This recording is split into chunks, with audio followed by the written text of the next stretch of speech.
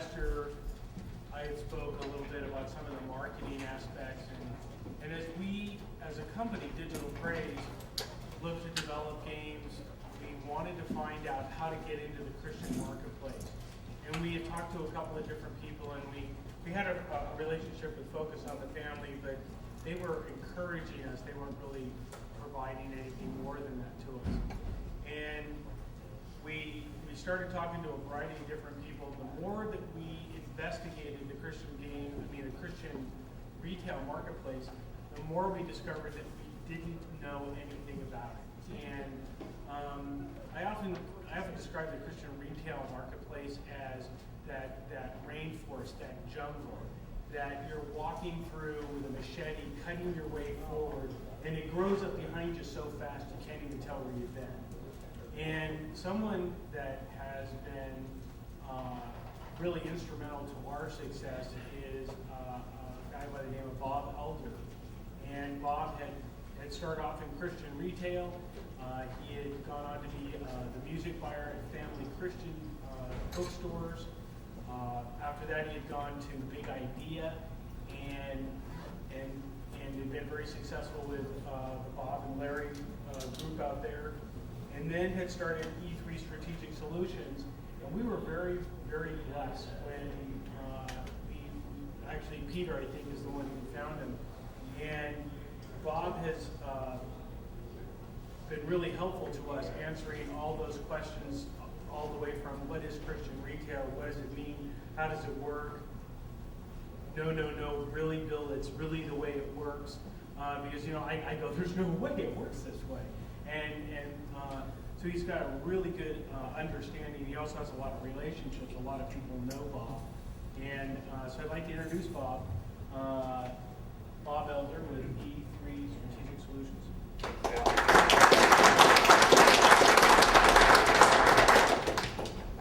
Before we jump in, let's just ask for God's presence. If you bow your heads, please.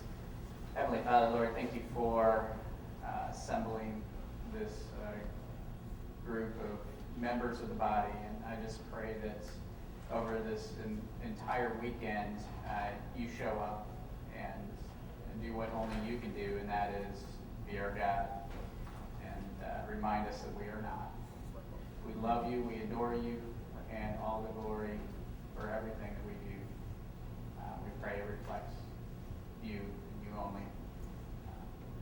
Settle our hearts and open our minds. In Jesus' name we pray. Amen. Thanks.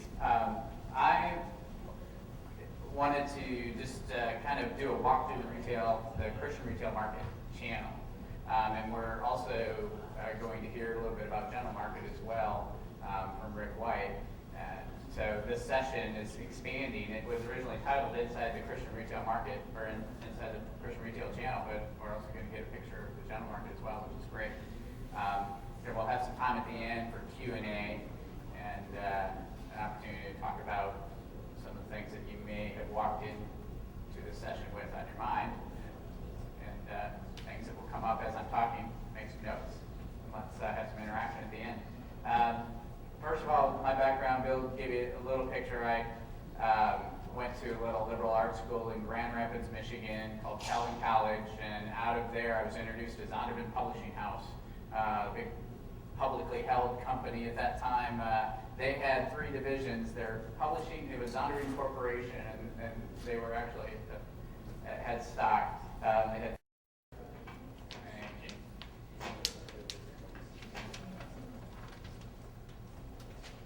earlier, for those of you that were here after lunch, for the after lunch nap, we'll now go to the after dinner nap.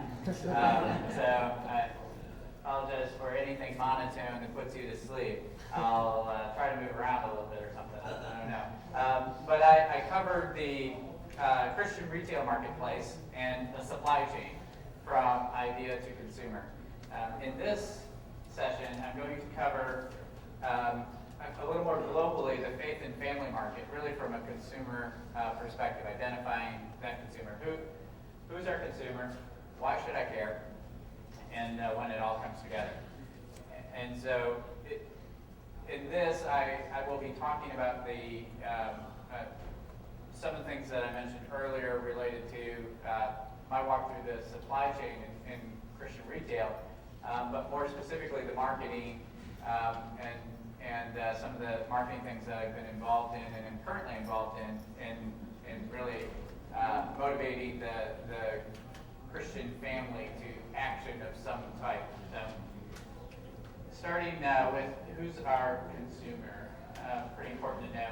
Lifestyle, evangelical Christians, and these are people that consume to support their lifestyle. And one evidence of that is the CBA Retail, or the CBA Trade Organization has a campaign they've had going for a few years now called "What Goes Into the Mind Comes Out in the Life." It's a little lengthy, but it really does encapsulate why Christians care about the media they consume, because what you consume is going to show up somewhere. It's what you are, what you eat, sort of thing. Lifestyle evangelical Christians, by their very definition of evangelical, share the good news, and for very good reason. As a believer, you're compelled to the Great Commission. You can't believe something without sharing it, and that then plays out with ideas and products, and we're going to talk about that. One of there's a market segment that I've talked to many people about, many marketers about over the years, and it's a market segment that I often get questions on related to our marketing strategies. And the question is, this Christian marketplace, evangelical Christians, are spending all these resources, money to reach them. Yet there are X number of evangelical Christians. What about all the Catholics? And what about all these Catholics? Why aren't we spending this equal number of resources, dollars, to reach them? And so it comes what I call the mythical Catholic market. And not that Catholics are mythical at all, but the market is different in that Catholics, and there are exceptions in this, and an evangelical Catholic, one who behaves more like an evangelical Christian. Their denomination of choice, if you will, is the Catholic Church, but they are lifestyle evangelicals. For the most part, the numbers that add up to the big target that you would say, why are there not people targeting the Catholic Church for the sales of product and movies and a variety of things? And it's mainly because they behave differently. In fact, from studies that I've seen, they behave actually on the other end of the spectrum from even the average in the United States of an evangelical Christian. Lives a lifestyle and has behaviors of how often they go to church and what radio stations they listen to, what magazines they read, and even their political positions. And then we start to get into a whole bunch of hot topics there with their view on abortion or whatever it is. And then you got the norm of what the average American believes in all these things. And then actually on the other side of that line, and a lot of the time, in many of these issues, fall Catholics in the traditional. So even though the number is large, their behaviors are different, and I haven't seen the results in motivating them like that of the Christian marketplace, the evangelical Christian marketplace. So my second point here, these lifestyle evangelical Christians are intentional about their choices, especially in parenting. And as game developers, we're targeting children, and for good reason, because we all believe the same thing, and that's that most decisions for Christ happen before the age of 18. So if we can help them with the input of positive media instead of negative media, then we have a better chance of winning them for Christ. Parents monitor the amount and type of media input. And then they really care about their education and their influences. homeschooling is very strong in evangelical circles because parents are very intentional about what's going into their kids' minds. One of my favorite perspectives comes from Phil Vischer, who's the founder and creator of VeggieTales. And one of the things he would say when it came to kids media was it was his goal to make an apple taste like a Twinkie. And for him, that analogy was, okay, kids need apples, but they want Twinkies.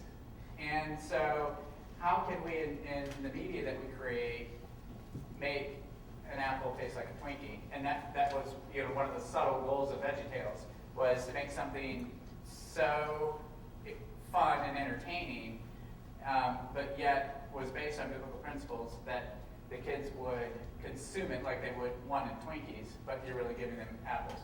And in fact, one of the campaigns that we ran while I was at Big Idea was a straight play, and this was a print ad campaign. It was a straight play off of the old food triangle pyramid, and the nutritional value of what you're feeding your kids, because Phil felt it, and really the part of the property and how it was related is Phil felt that parents find it a lot easier to make a decision about what their kids eat. You're not going to feed your kids chocolate cake and beer for breakfast, and it doesn't make any sense. Yet, when you let them sit in front of the TV and make all of their own choices on media, let them consume media freely, why is it so hard to make that choice for them? What's so freeing about that and letting them make their own choices? So nominal Christians and such who are lean towards, I want my child to make their own decisions and I don't want to force anything on them. It's as if you're letting them eat brownies for breakfast. So that's in the creation of your product. I would encourage you to keep focused on the entertainment part of it, yet don't forget that you're making apples too. So this is then on to the why should I care part. And there's in my experience in Christian Marketplace, I found that there's a trust factor in marketing to Christians and selling them product. And some of the things that go into this, first of all, as you well know, we're in a culture war. You wouldn't be committing to a mission that you're committing to in the development of Christian games unless you believe that the product you were making made a difference in people's lives. And some evidence of that, the red states, blue states from the last election, prayer in public schools, 10 Commandments, media's influence. We're all aware of these things. We also know that people want to believe a biblical worldview is more important than it ever has been. Christians want to be with other Christians in a like-mindedness to support and encourage one another to reach a world that's hurting. And we're looking for anchors of truth in our post-modern relative society. And cultural relativism is just crazy. So anchors, children's media, and the truth of the Scripture, those are anchor points for our families, for our Christian families to hang on to. And for us to be able to provide them entertainment, game entertainment that's interactive and so invasive, that has that truth, that biblical truth, and that anchor is so valuable.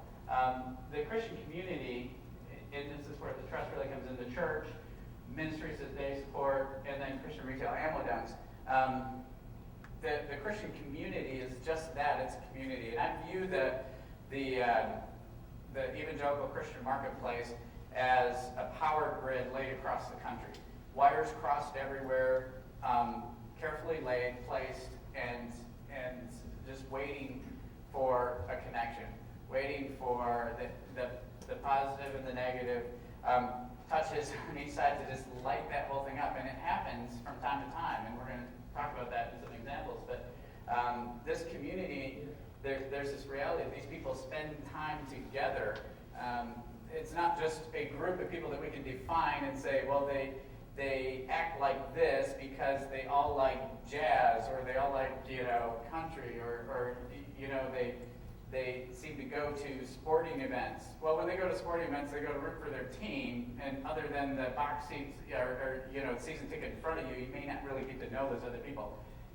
Lifestyle evangelical Christians intentionally interact and group together on a regular basis, 2-3 times a week. I mean, they're together in Bible studies and in their homeschool associations and in their churches and in their mission trips, and they, by definition, are a community, and they're interacting with each other on a regular basis. So when they find something they like, they tend to share it and move it around, and so that's what we're trying to do from a market perspective, is make those connections.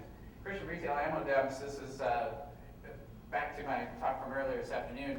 The Christian retail store is a place of trust for the consumer. When a consumer, mom, the average shopper is really the same one that's at Walmart's 35-year-old stroller pushing mom, 2.5 kids. When she comes into a Christian store, she has a level of trust with that retailer. She walks into a Christian store, and she doesn't have to worry about what the 3 or 4-year-old's going to find on the shelf, in the kids section, or what they're going to see on that TV. She doesn't have to worry about what her teenager is listening to on the headphones over in the music section. She doesn't have to worry about the book on marriage that she wants to buy for a friend for encouragement. She doesn't have to worry about the devotional and the worldview or the spirituality of the devotional book she wants to get for her husband for Father's Day. She can walk into that store and know that all of that product has been okayed because it's a Christian store. And there's a tremendous amount of trust and responsibility from on the retailer's part to assure that that's true, that all their product is sound. Now, you can get into subtle theological debates, here and there, which happens in Christian stores all the time. But don't lose the big point, which is mom expects everything to be safe in a Christian bookstore. And that means that she will take more chances there than she will somewhere else. That means that she's more likely to say, I really don't want them playing the games that they're playing. I want to try something new. And so she'll take a chance on something off a Christian retail shelf. So the Christian retail market and the Christian community can be quite an incubator for product trials and such. So that's one advantage that it has.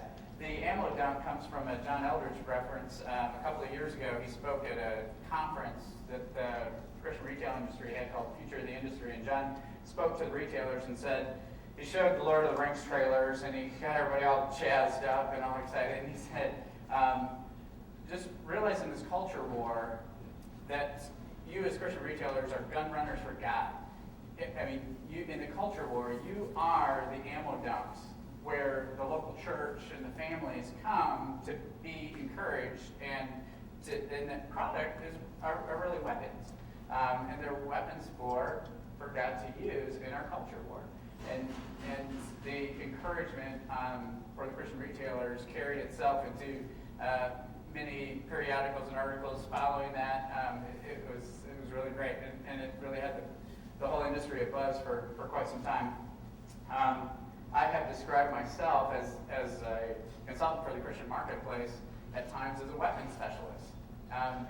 If I'm introducing myself to somebody who's maybe not as familiar with Christian product or don't quite understand why would people go into a Christian bookstore and buy product, but then I'll describe myself as, well, what do you do? Well, I'm a weapons specialist. A weapons specialist. Well, have you heard about the culture war? There's culture war. We are at war. And in that, all of this product, this Christian product, these are really weapons, and it's ammo for this culture war. Some truths about evangelism's influence, and I'm using the word evangelism pretty loosely here. I'm taking some liberties, obviously, in that I'm applying it to Christian product. And I'm going to tell you about some of the things that I've seen happen with the Christian marketplace. Change lives. It's true that when our lives are changed for Christ, we reach out to others and share the good news of the gospel. Evangelicals, by definition, live to give. The number one use of a purchase in a CBA store is for a gift. Of what's purchased in a CBA store. And then Christians congregate 2-3 times a week, as I mentioned earlier. Hand selling is something that doesn't really happen in Walmart. I don't know how much help you've tried to get in Walmart, but I shop there, unfortunately, all the time. It's a place that has this funny allure to it that I ask myself every time I'm there, why did I have to come here? However, I find myself there a lot, and our family spends a lot of money there. But you won't find hand selling in Walmart, nor Best Buy, nor Target. You have to really work to get any kind of customer service in one of those locations. In a Christian retail store, you find that the people who are selling you the product have some familiarity with it, and often a use. When I worked in Christian retail stores years ago, instead of deciding for the staff, we'd have a staff meeting and say, okay, what's important this week? Instead of saying to them, I'm going to tell you what to hand sell this week, I would just say, I would leave it open to the staff. What do you want to hand sell? Now, I'm not going to let you pick the most obscure item to hand sell. A book on grief for, somebody, because not all of your customers are going to need that. However, look across the bestsellers. We've got, top 20 selling books here. What have you read recently? What's moved you? Share this and give us a book report for the entire staff. Let's everybody get a few selling handles on this book and the impact it made on your life, or this record and why this song moves me. And then I'll have the staff focus on hand selling that particular item. And there's a tremendous amount of power when you walk into a trust environment like this of hand selling. And so, harkening back to my earlier talk on retail, Christian retail, as you develop relationships in there and you share copies of your games with the staff that's there, and they play it and they like it, they start selling it. Some examples of that. Provident Integrity Distribution has for several years had what they call a Clerk's Perks kit that they send on a regular basis to their stores with free product and training guides and all of that, so that the store staff gets free stuff of what they're working around all day. You might think that working in a Christian bookstore means you get like all kinds of free stuff, but it's not really true. They have to buy their stuff too. And Providence has done a good job of motivating them with free product on a regular basis and how to sell that product. When VeggieTales started in 2003 or 1993, 1994, I was the children's buyer at Family Christian Stores at the time. And one of the things that they had done with their 150 stores they had at that time is they outfitted every store with a television in the children's department. That wasn't necessarily true in all Christian retail at the time, but as a chain, that was a decision that could be made, and they said, okay, every even if it's sitting on a cart, every children's section will have a TV. And however, at that time, they didn't program what was on that TV. It was up to the store to decide what to play. And when the district managers went in, the only thing they do is say, make sure your TV's on and it's playing something you have in stock. And so all the stores had TVs, and they decided what to play on. The stores were managed by 20-something-year-old recent college, kids or kids in college, or these stores were run. The staffs were 20-somethings, and the influence of Monty Python and everything else in VeggieTales just made it hilarious for these college kids to watch. And so, do I put in Gerber, the puppet video, which, he's like Gerber, he's cool. I put in the Hanna-Barbera's Greatest Adventures Bible Stories, which was a pretty good animation for its time. Or I put in these wacky vegetables and sing along with the songs. And in the first couple of video releases when VeggieTales first started, this is a little known fact, the total units shipped year one of video number one was less than 40,000 units. These are videos that have now sold 30 million. And at that time, those 40,000 units were enough to be a success and keep things going. Year two, they shipped with videos 1, 2, and 3 less than 100,000 units. And so 2 years into it, and people were talking about VeggieTales, that was based on 150,000 units. It wasn't a lot, but it was different. It was selling at a rate higher than all the other videos out of the kids' video category.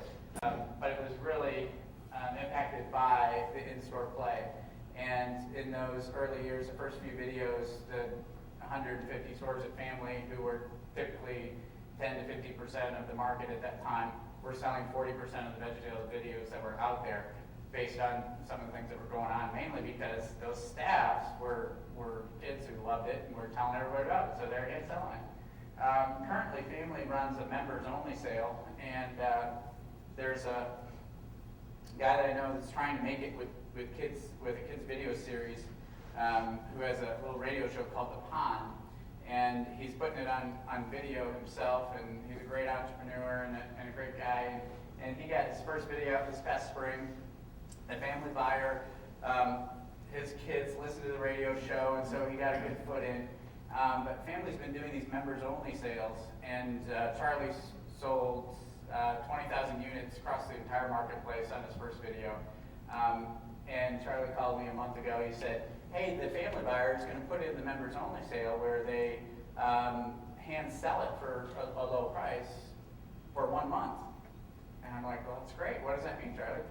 They want 80,000 units. That's like 4 times of what you've sold on your first video since you released it for a month. And just like that, 80,000 units. So he's trailering video 2 on it, putting a coupon in and sending it in there. The impact of what can happen on hand selling is amazing. And this is a little known video series. They've also members only sold several, they've done 2 Hermie releases and 2 VeggieTale releases so far. And those, they're doing 150 to 200,000 units at a time when they do it for just a month. So a lot of product can move with the hand sell. So when it all comes together, let's talk about some of the things that happen in this marketplace. What makes a bestseller? What qualifies as a bestseller? The 1 unit sold per week per store. One unit per store. Well, I could buy that, you would think. 1 unit per store. Doesn't seem like a lot. However, when you aggregate that up, you would be looking at 156,000 units sold. Number 10 selling record 2 weeks ago in CBA stores sold 3,907 units in the entire marketplace. So to get onto the bestseller list it's really not that hard.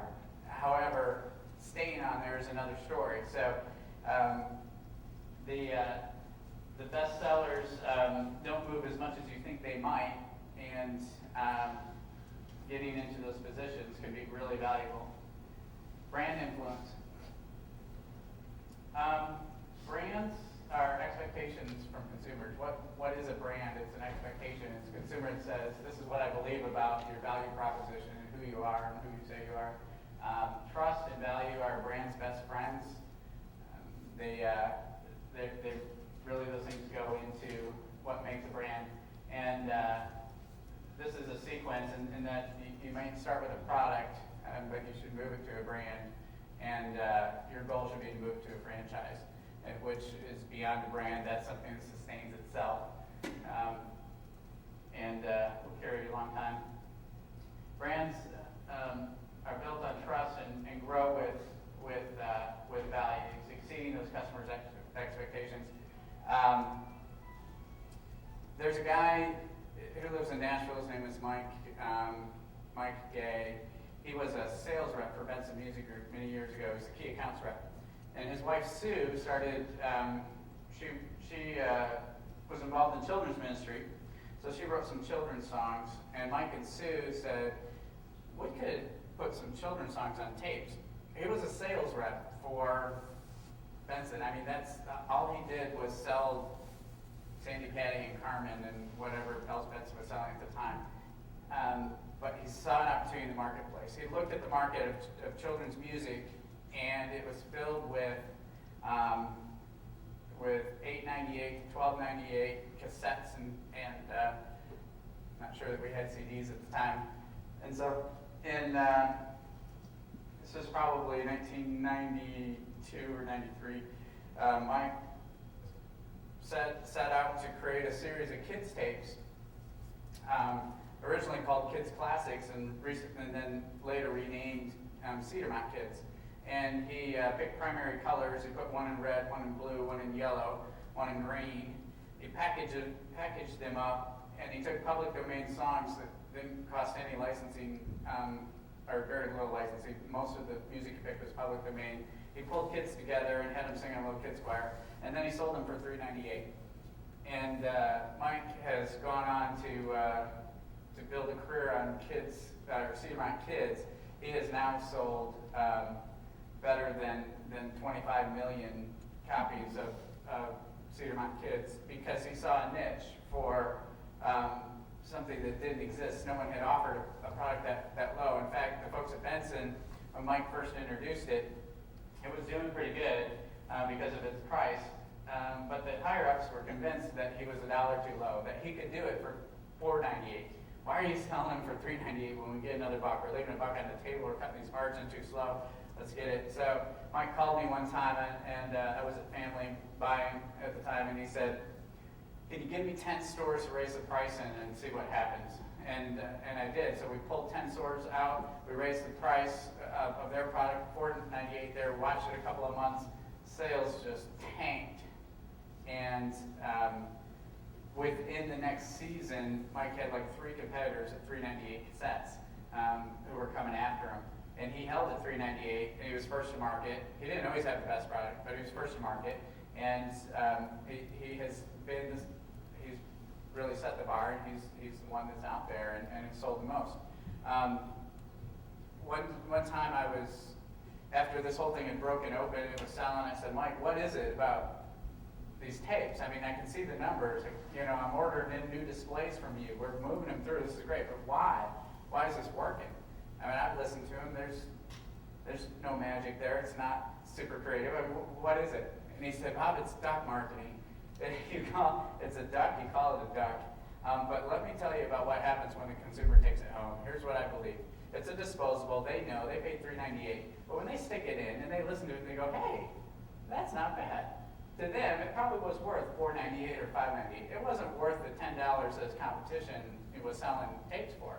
But it exceeded the customer's expectation, and it built a brand. So exceed your customer's expectations. Building a brand from the center of target. This is the strategy that we used at Big Idea to build the VeggieTales brand. Obviously, you have a great product. Okay, so that's working for you. Now, you still have to spend money to grow the sales of that product. You can't just depend on great product. You have to have some marketing, and hopefully some great marketing. What we did with the Big Idea brand is we actually did a lot of different things, some of them not so smart, but one of the smartest things that we did is we focused on who our consumer was. And we identified the core consumer, and we marketed to them. And so we threw them in 3 different camps. We called them buyers, and we defined that. And we said, okay, a buyer of a VeggieTales video is somebody who has, walked into a retail store and they laid down their 10 or 15 bucks, and they were interested in children's entertainment. They took a chance on these vegetables. They became a buyer. The fan was someone who probably had multiple copies, maybe 2 to 3 different episodes, maybe a few more. They may have taken a chance on the music, perhaps something else. They could probably tell you who the characters are. They could probably say it's Bob and Larry. Mom and Dad could, they'd watch it with the kids. And they'd say, we like it, it entertains our kids, it meets our criteria, it's teaching them lessons from the Bible, this is good, we're fans, we call ourselves VeggieTale fans. However, that still wasn't our focus, it wasn't the center of our target. The center of our target was the evangelist. The evangelist was one that had multiple copies. Not only did they know who Bob and Larry were, they knew who Phil and Mike were. They knew the story, they knew who created it, where it was done. They knew it was animated in Chicago. They had read the articles. They had the majority of the videos available. They had the music. They were the first ones to run out to the live show. They had all the other VeggieTale license, whatever. Their kids are wearing the shirts. I mean, these guys are crazy. These are the people that are going to Christian music festivals. These are the families that, have all the bumper stickers on the back that say, this radio station here, and I love Jesus, and this and that. These are the people who took the brand and evangelized the brand. Because that group of people, we didn't have to spend a dime on building awareness for the next product. We just had to put it on the release schedule, and within a couple of months before it came out, they knew it was coming because they were asking the stores. They're like, when's the next VeggieTales video? They knew the release date. They would go online, they'd find out what it was about. They tell all their friends, the next VeggieTale is coming on March 26th, and it's about the story of Esther, and we're going to, go and see it. In fact, our local Christian retail store is going to premiere it at a local theater. We had a kids' video release that had 500,000 people across the United States that came and watched the video the first day it came out, a direct-to-home video. I mean, this is like box office numbers that if you put ticket sales to the box office, you'd make the movie list. That experience of focusing on the evangelist and then taking each, you put them in the center of the target. So you find your customer, go find them, and identify what it takes to build more of them, and see how big you can make the center of your target. Okay, so your goal is build those evangelists, build those up. And then the next ring around that are your fans. And the ring around that are the buyers. And outside that ring is the rest of the universe. It's the non-aware, non-buyers, okay? So our marketing efforts, we would take out television ad campaigns, print ads, and all of those, the big dollars, this is just awareness. Take a chance. It's safe. It's family friendly. It's whatever. We were trying to move people non-aware to buyers. Get them into the outside ring. Now, what do we need to do? We've got a buyer. Let's get them to a fan. Let's work on some marketing to move that along. And then especially, how can we move those fans to evangelists? Can we give them ways to get involved with the property? Are there giveaways, tchotchkes, some smart licensing, some relationships? How can we move fans to evangelists? And that's really when I was a big idea, that was my job in the Christian marketplace, was moving fans to evangelists. Everything I was doing was, how can we get fans to evangelists? We wanted to grow that target, the center of that target, because the more we grew it, the cheaper our marketing became, because the word of mouth was our marketing, and word of mouth was free. So a way for that to be fleshed out, is that like how you would put all the behind the scenes stuff on the 321 Penguins DVDs?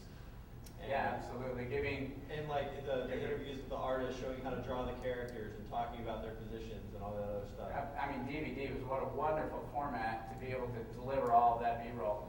And then roll the back catalog into DVD with commentaries from Phil and Mike and all. Hey, when we made this, we were in the screw shop, on Clinton Street in downtown. Do you remember that? And the whole place smelled like machine oil. And harken back to that, to keep letting those evangelists and fans know that there's a story here. This is about a media company that's changing the world, not just this is the next kid's video. And the way that you would typically market just to your non-aware to make a buyers is you just market the attributes of the next video. This is why you should do it. And we really worked in the core market, really worked on giving them experiences that help them really embrace the product. in the brand to a greater degree so that as evangelists they would sell for us. Another tactic that we use, ambassadors here, in this next point, Street Teams, Ambassadors, and Narniacs.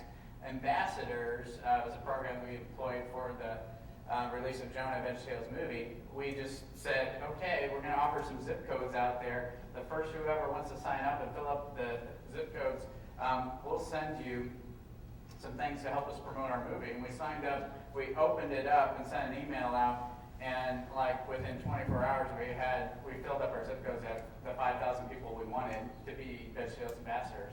And it was extremely successful. We had good web traffic at the time, and we just sent out a message to anybody that was on our email list. At the time, we probably only had 100,000, but we started with 5,000 VeggieTales ambassadors just because we put together a budget and said, okay, we spent 5 posters and a window cling and these business cards that say I'm a VeggieTales ambassador and here's my name on it, and we send some copies of letters to pastors of local churches, and we put all this stuff in this ambassador kit, and we add it all up. We say, okay, we're going to print 5,000 of those, so let's go get 5,000 VeggieTales ambassadors. That's what we did, and those folks, we sent that to them before the movie released, and they spread that, copied out, all those materials, and hung them up in the local market, and they were the street team, if you will. Go ahead. Did you find that to be more effective than any print media or TV? Well, the unique thing about marketing, well, not unique, one of the challenges of marketing is when you're running a campaign with multiple elements, you just know what it tastes like. You can't really tell if people like it because you put this much of this in. It's like creating a nice dessert. It all comes together, it tastes good, but why do people really like it? Did they come and get it because of this? And so one of the challenges is knowing the results, because we spent in many different areas on the movie, on the theatrical release. Now, you do things like what brought you here, how did you hear about it, and those kind of things. You use some of that research to help work that out. So to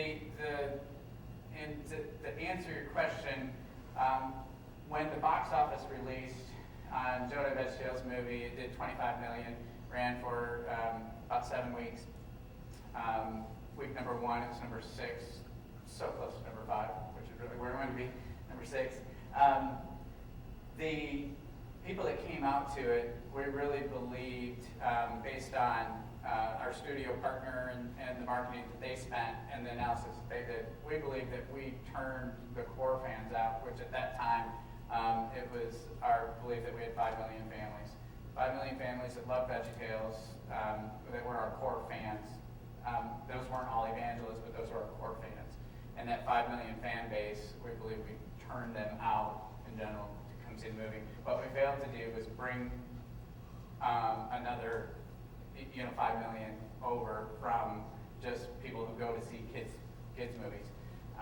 Mainly because it was the wrong title. The first movie should have been, and they may still release that, should have been the Bob and Larry movie, which is a movie that Phil has written. That's the story of how the characters got to know each other, and it blends the real world with the vegetable world. Bob and Larry are on the countertop at the beginning of every show. There is a movie that Phil's written that animates humans and makes that connection. Toy Story, if you will. That should have been the first movie out instead of the biblical story of Jonah. It was a great movie, and however, to pull that larger audience in with the heat that was on the brand at the time, that would have been a better choice. But we did believe that we moved the core fans in to the movie theaters and motivated them to come out and see it. Narniacs, I'm working on a project for Disney. Motive Entertainment is an organization that was involved in getting Christians to come out and churches to come out to see the Passion of the Christ, and put together a big campaign to reach the Christian marketplace. Motive's been hired, and I'm part of their team to create that same type of awareness in the Christian marketplace for The Lion, the Witch, and the Wardrobe, which hopefully then turns For the Chronicles of Narnia into 6 more films. And it's a 15-year gig for me. I'm really hoping it goes. It would be wonderful. Disney realizes that the stories on which this movie is based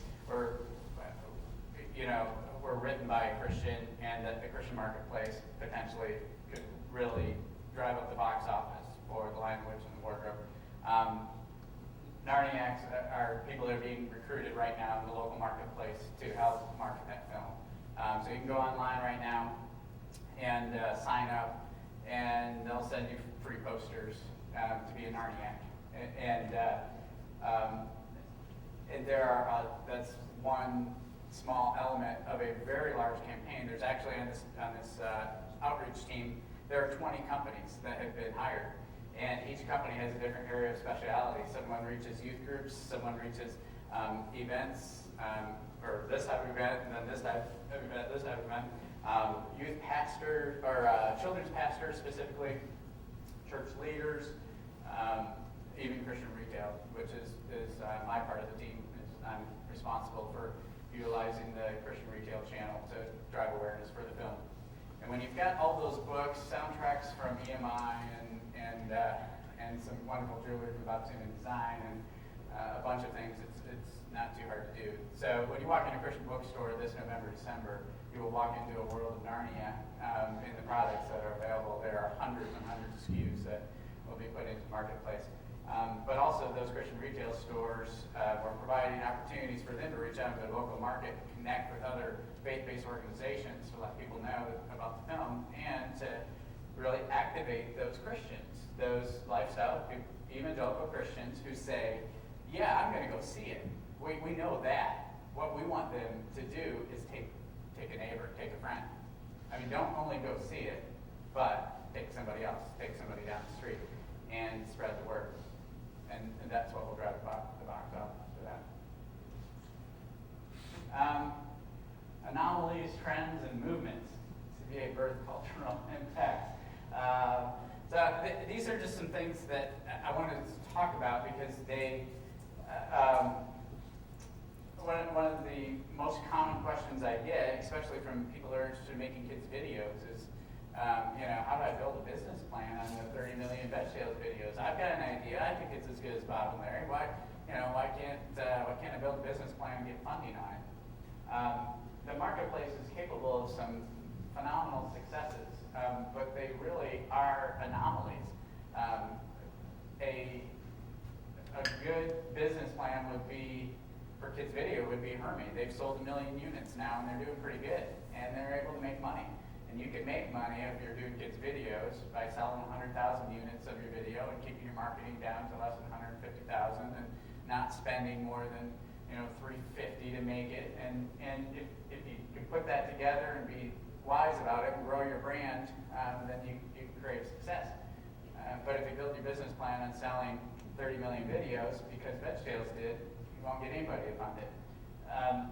In the Christian music era, we talked about that earlier. Christian music has made a cultural impact. One of the things early on in Christian music that happened was the crossover.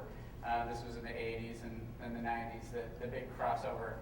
Baby, Amy Grant, and at the time I was working in a retail store and had customers who came in and just cussed out Amy Grant because she sold out to the devil. Michael W. Smith's My Place in This World, those kinds of pop songs, love songs, and such. At the time, Toby McKeon from DC Talk, who had achieved quite a bit of success with their little run up to the Jesus Fruit record, which was a phenomenal record. Toby was starting Goatee Records, and Goatee has graciously helped us with 16 songs on the Visual Praise Dance Praise Scheme. But Goatee was just getting started at that time, and Toby had met with Toby a couple of times about starting the record label, and asked him one time, Toby, what about your next record? What are you working on? What kind of success is it going to be? What about this mainstream? And Toby said, I'm not crossing over unless I pick to cross over. And it was really his view that it's not necessarily, he wasn't dissing Amy were selling out a book children's buyer, and she was the only other person that did sort of what I did. In fact, children's was a category that wasn't large enough at the time for a single buyer, so they gave me card and stationery products as well. So I called it Kids and Cards and would send voicemails out to the field and say, this is Bob from Kids and Cards, and we had a great time for the next few years, really focusing on kids products, as well as I was learning about the whole gift industry, because all these card vendors came and presented their new box card lines and kinds of crazy stuff. But as a children's buyer, every publisher had a children's product, and every music company had a children's product, and then all the gift companies had something in card and stationery. So I was the guy in the office that everybody stopped at my desk 10 minutes before they were leaving. They'd come, they'd meet with the book buyer, they'd meet with the music buyer, and then they'd say, oh, before I catch a plane, I've got to go see Bob because I got one item in the back of my catalog for kids. And so I would get 10 minutes of everybody's time. And at the time, I thought, well, I'm just an overworked buyer, and this is a crazy thing. And years later, what I found is that all those connections and relationships I made in those early years with a variety of organizations has really helped me understand the breadth and really that all the categories within the Christian retail marketplace. And so some of that I'm going to walk through today. After buying kids and card and stationery products for a few years, I moved over to an area that I had quite interest in, because as a retail store, I was the number 3 store in the chain in music sales. And I loved Christian music, and I loved what that meant. I loved working with the youth pastors and bringing them in when a new record released and all that. And an opportunity came to move into the music buying job. So I became the senior music buyer and started working with all these companies in Nashville, which led to an opportunity in 1997 for me to go to work for one of those companies. And I went to work for Word Entertainment as their head of marketing for their distribution company. I stepped across the table. I'd spent 9+ years, almost 10 years in retail, and I stepped across the table to the other side where it's your distribution and now you're selling to retail. But my retail experience and that base and that closeness to the consumer, what I was doing is I was taking steps through the supply chain, and I walked into distribution and found all the challenges of everything I'd been complaining about, the month before. Hey, as the buyer and merchandiser of this product, why don't you do this and this and this, and how come I didn't know about that? And I walked in here, and it was a mess. I mean, there was stuff everywhere, and we've got a new record coming, and it's already done. And so I started working on all those schedules and how we presented product, and worked with the sales team there at Word, and they were reinventing their company. They had just been purchased 6 months prior by Gaylord Entertainment, and they set up a new company called Idea Entertainment, and they hired all these big wigs and came in and said, we're going to take a charge of Christian music and really do something really big. And at the distribution company at Word at the time, they were getting their lunches eaten by EMI, who had brought together Sparrow and Star Song and Forefront Records, and they were the powerhouse, and Word was going after them. And we just had a great time for 3 years there. I enjoyed learning the distribution ins and outs and how that whole world works. And then I got the call from Bob and Larry. And that was in 1999, late 99, when the VeggieTales roller coaster was on one of its upswings, and I came in as employee number 60-something, and they, in the next couple of years, grew up to over 200 employees. And my job at Big Idea was market development, specifically for the Christian retail channel. So from there, I became very familiar with the creation of a product, all the way from the idea and the script that it was started with, to the packaging and the development of the marketing plan, and how we set that up and get it through the entire marketplace. And again, specifically to Christian retail. At the end of 2002, we brought Jonah VeggieTales movie to the theaters. We had launched new properties of Penguins and Larry Boy Cartoon Adventures. We had launched VeggieTales Interactive. We had all these new businesses, had licensed VeggieTales everywhere. All these new businesses had really built up, and there was this whole very exciting world of things happening. And actually, 2 days before our film opened, we laid off 30 people because we just couldn't pay them the next month. And it was the happiest and the saddest day in the life of Big Idea. 3 months later, we went through at that time, within about a 6-month period, went through 3 layoffs. The first 2 layoffs, I had to let somebody on my team go. I had to, throw somebody out of the boat is how we describe it. Like, okay, everybody's got boats. You got so many people. If you've got a boat with 7 people, it's going to be 6, on Monday. So you decide who you're going to throw out of the boat. And that just kept going narrow and narrow and narrow. And at the end of 2002, my number came up. It was my turn to get thrown out of the boat. And it was the scariest thing that ever happened to me, but yet it was the greatest thing that ever happened to me because it helped me understand that my worth, my value wasn't in my job at Big Idea. And I joined that company thinking I would never leave it because of the mission that Phil Vischer had to impact our culture and the reality that he was fulfilling that mission. And it was a wonderful ride. I really enjoyed it. I thought that I would never leave. And when God said, okay, Bob, you're done, I said, what's left of Bob? And went into just a wonderful spiritual journey of closing one chapter of my life and not finding the outline for the next chapter. That had happened. I'd been recruited to each job I had been to. When I closed that chapter and the next chapter was blank, I said, Lord, what does that mean? And he was able to show me that over the previous 15 years, he'd walked me through the supply chain. He had given me all that experience, and he had called and put on my heart a mission. And so I founded E3 Strategic Solutions, a consulting marketing company for the Christian marketplace, in February of 2003. And the mission of E3 is to find, develop, and bring to market Christ-centered products that will change people's lives to impact our culture. And that is a mission that I truly believe in, and we'll talk a little bit about the culture war that we're in today. But and I believe that God's called me to be a part of that culture war, and specifically in finding new products, new companies, and new ideas, and bringing them to market through this channel that I've walked through for the last 17 years. A few months later, I was looking for new business, and I started getting some calls from some game developers, and I was like, what's going on? Well, Tim Emmerich had found my press release, and he put it on his website. And I was like, okay, well, now I know what's going on. These people are calling because I had a big idea and interactive in my press release. So it showed up on his site, and I started talking to game developers and saying, wow, this is a whole category. And I started doing some research, and a month later, Peter called me and said, hey, I've been doing some research too, and here's what I find. And it matched up with everything that I had. And I was talking to all the guys who had been let go at Big Idea Interactive and talking to them about maybe we should start a new publishing company and really go after Christian games and everything. And Pete's like, this is what I'm going to do.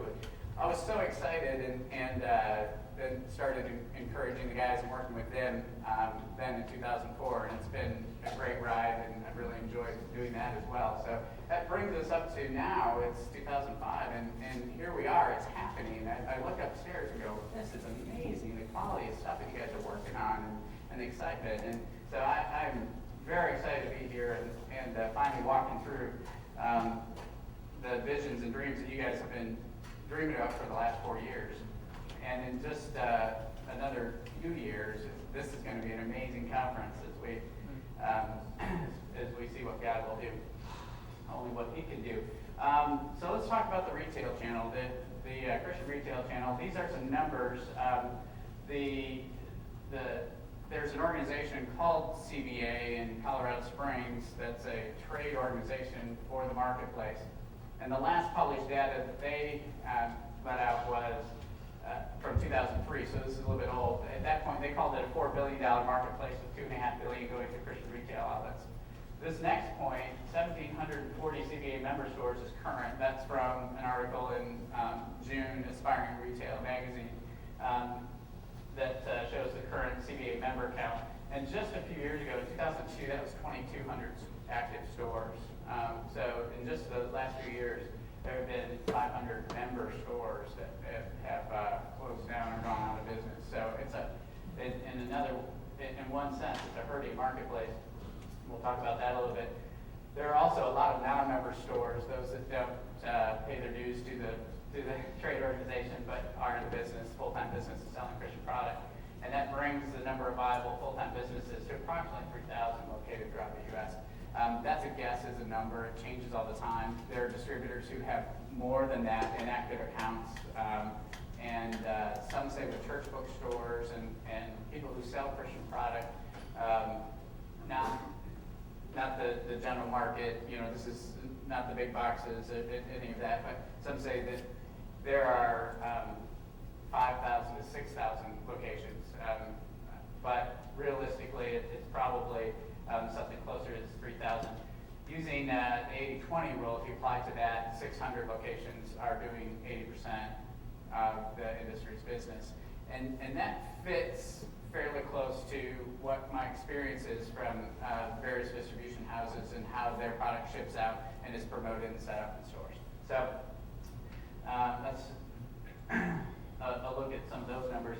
I'm going to walk through just the three major chains in this supply chain links. The first one, product, then distribution, then retail. Under product, this is the way CBA retail stores break down their categories. And this varies store by store. So I put some ranges in. And in each retail outlet, their mixes are dependent upon what their customers are buying and how they merchandise and they lay out their floor plans, and a lot of things roll into this. But approximately, these are some general numbers from my experience. And the average on the right-hand side is what an average Christian retail, this is what a typical Christian retail store might look like. 20 or 10% of their business done in Bibles, 26% in books, another 9% in kids business, 5% in cards, 28% in gifts, and 2% in church supplies, and then music and video, another 20%. And so each Christian retail store is a mini department store offering a variety of products. The commonality between all of it is that it's Christian product, Christ-centered, biblically based.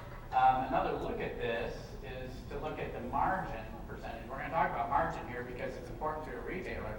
So I want you to understand from the retail perspective.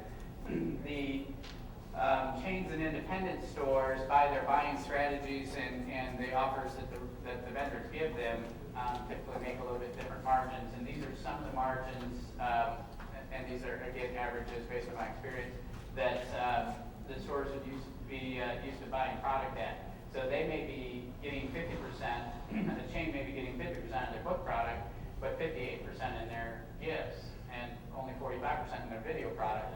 And their incentive there is to put more gift product in. And that's been a trend in the marketplace, is that more gift product is showing up because it's more profitable. They're making a higher margin on it. And these vary, of course, retailer to retailer. On the distribution,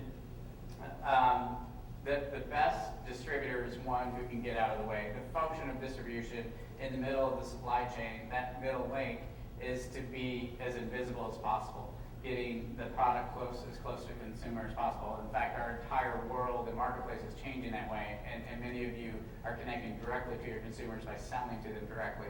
And as much as people will buy that way, then we're going to want to make those connections as close as possible. However, the traditional retail channels exist because people enjoy shopping. They like to go touch and feel product, and they like to go experience that and have recommendations from the sales staff and be able to enjoy that selection. The top 20 suppliers in the CBA, this is a recent stat from Aspiring Retail magazine. The top 20 suppliers, which is approximately 2% of the suppliers, or maybe 400, 500 suppliers out there, the individual suppliers of Christian retail stores, the top 20 bring 80% of the channel's volume. So what that means as a retailer is you have time to meet with a limited number of people. So as a retailer, you're carrying 20 to 30,000 different items in your store brought to you by 400 different vendors. You spend the most time with the top 20 because they're bringing 80% of your sales to you. And so it's good to know that perspective as you approach a store and say, I want to be your 401st vendor and bring you product, and I want to be important to you. Realize that they have a lot of people that they're bringing product in from, and their goal is to actually consolidate that as much as possible. They love to have fewer vendors because they can work more effectively with fewer people. The major distributor types in the marketplace I categorize as publishers and not in software publishers. This is in book publishing mainly, in traditional book publishing, music and entertainment companies, and then wholesalers and rep groups. So I'm going to break these down a little bit. Publishers, book publishers, they're typically acquisition minded. They want to own it. They're full service focused, as in they do it all from the acquisition of an author and printing idea all the way through to the back office fulfillment and sales, marketing, and everything. They're steeped in tradition. These are companies that some of them are 100 years old and have a lot of tradition within their companies. And then they're long-term strategists. They're not thinking what's going to happen in 6 months. They're thinking what's going to happen in 6 years. And that's typically their approach. This is a little landscape picture of the publisher's world, and there are some that I've left off of this, I'm sure, but just to give you an idea, and I break this down into some different areas because it helps me understand it. The big three in the Christian marketplace are Thomas Nelson, publicly held company, Zondervan, which is owned by HarperCollins, and Tyndale House, privately held out of Chicago. And each of those three companies are part of the top 20 companies that are bringing 80% of the business to the Christian marketplace. Those guys are the ones who are very important to the retail, the merchandise and retailing of the Christian retail stores. Tier 2 publishers, Multnomah, Nav Press, Prisma House, Standard Group, Gospel Light, and Varsity Press. There are a variety of companies that fit there too. Yes. Multnomah. Oh, I spelled it wrong. Sorry. And Multnomah College. It is right here, yeah. All right. My spell check. Another area, denominational publishing houses. And these are companies that have come out of the church. They have been a part of a large church denomination, like Brumman Holman, which is part of the Lifeway organization, which is Southern Baptist. And there are more than I've listed there as well. Recently, especially in the last 5 to 10 years, there's been an influx of New York publishing houses becoming more and more interested in really investing into the industry in publishing and book publishing. Warner Faith, Waterberg Press, Little Simon, Simon Schuster, Scholastic, and there are more than that. But these are companies who are taking an interest in Christian publishing, and this is happening in each segment of the industry. We've talked about it here today about getting a large mainstream publisher, and some of you come from these publishers. And it's the success of Christian product is driving that, and each of those are different places. Scholastic, the infamous publisher of Harry Potter, does $2 million in business a year, but they're looking at the Christian marketplace. They're actually a client of mine. We're working on bringing some Christian product, or for them, a faith-based publishing strategy to bring product published specifically for faith-based families into the Christian marketplace. The next group, music and entertainment, these guys are typically hit focused, they're service savvy, they're trend sensitive, and they're risk takers. Just some attributes of music and entertainment companies. And this is the landscape of music and entertainment world. They have a big three as well. EMI, Christian Music Group, has a long history in the Christian music arena. It's a combination of the old Sparrow label group, which is still a part of what they do, the EMI Christian Music. They still publish under, or create music under Sparrow label group. Sparrow was started by a guy named Billy Ray Hearn, who founded both Myrrh and Sparrow label groups years and years ago in the early days. Earlier today, I heard it mentioned that 30 years ago, there was a group like this sitting around thinking about Christian music, and now it's this huge industry. And the major players in that all have a history of how they've been involved in the development of an industry.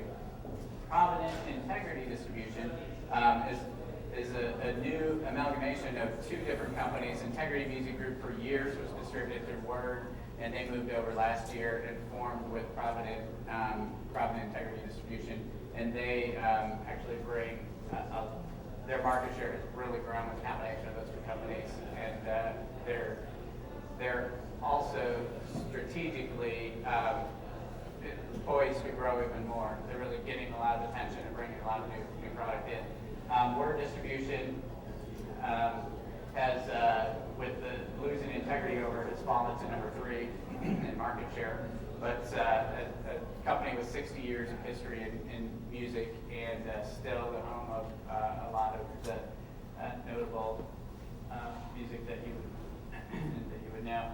Each music and entertainment distributor is a combination of owned and distributed labels, and in those relationships, their distribution company has they're serving the music labels they own, and they're bringing that product into the market, but they also cut what they call distributed relationships. So they may own, in the case of Word, they own Word Records as part of the company, but the distribution company operates separately. So Word Records comes in and presents their product to their distribution staff, and they help set it up and skid it through the marketplace. At the same time, BHT, Blanton Harrell Thomas, a new record label formed by some very famous artist management folks who manage people like Smitty Amy, and in the case of Thomas, some more recent hits. And those three come together, and they're distributed. So they walk into the Word building, and they bring their records along, and Word pays, or Word charges them a distribution fee, and they pay for that product to be fulfilled through their system. So those entertainment companies are used to arrangements like that, whereas the publishers, they do very little in straight distribution. Most of theirs are publishing partnerships or their acquisition model. There are some other music distributors: Crossroads, New Day Christian Distribution, Malaco, Central South. There's a variety of companies that are out there. The big three are 90% of the music that's sold through both marketplaces, Christian and mainstream. Wholesalers and one-stops. Spring Arbor is owned by Ingram, and they used to be the wholesaler in the Christian marketplace. After the purchase by Ingram, their market share has decreased. Appalachian, Anchor, New Day, Central South, that show up here as well. These are folks who, for a lot of retailers, they will use them for their weekly fulfillment of even the products they're buying from some of the other companies. So they may make their first buy from the music company or from the publisher, but then they'll put an item on replenishment, as they call it, and restock it through one of their distributors, because they can place one order to Spring Arbor and get 100 different publishers' products on that order. And they'll make a little less margin, but they save on shipping and other things. So each retailer has their strategy on how they bring that product in on first shipments and second shipments, and there's a whole world of logistics that play into that that we could go into further. But there are a number of rep groups. I wanted to acknowledge that just as a category, because you may run into that. And this is an organization that's basically a sales organization. They're out there just to represent your product. They don't own anything themselves. They just carry a bag with a bunch of different things in it, and they go in and make a call on the retail stores.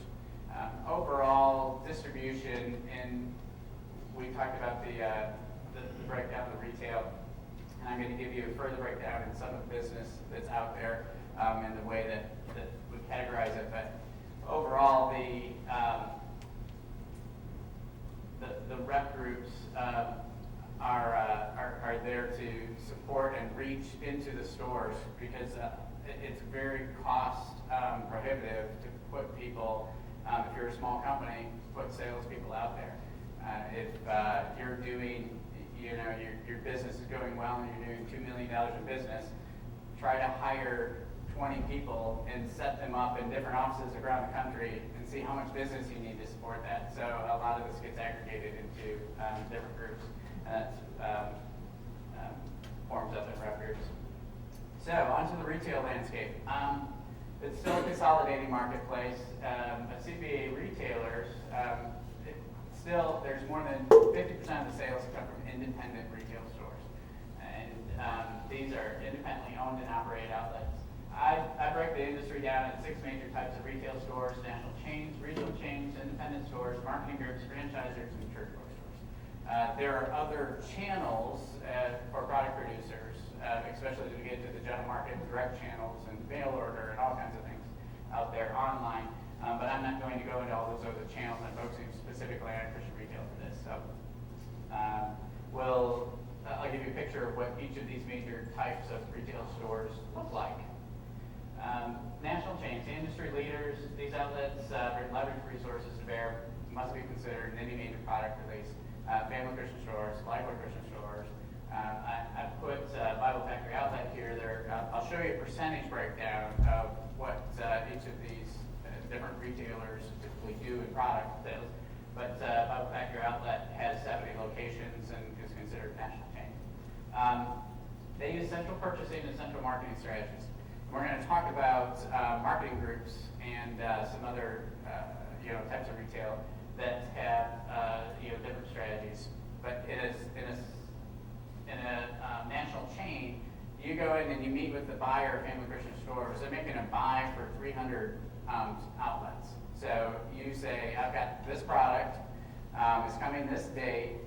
You've got 300 stores, put 5 per store in, write me an order for 1,500, and I drop ship it to all of your stores. And you sell 1,500 units in one visit.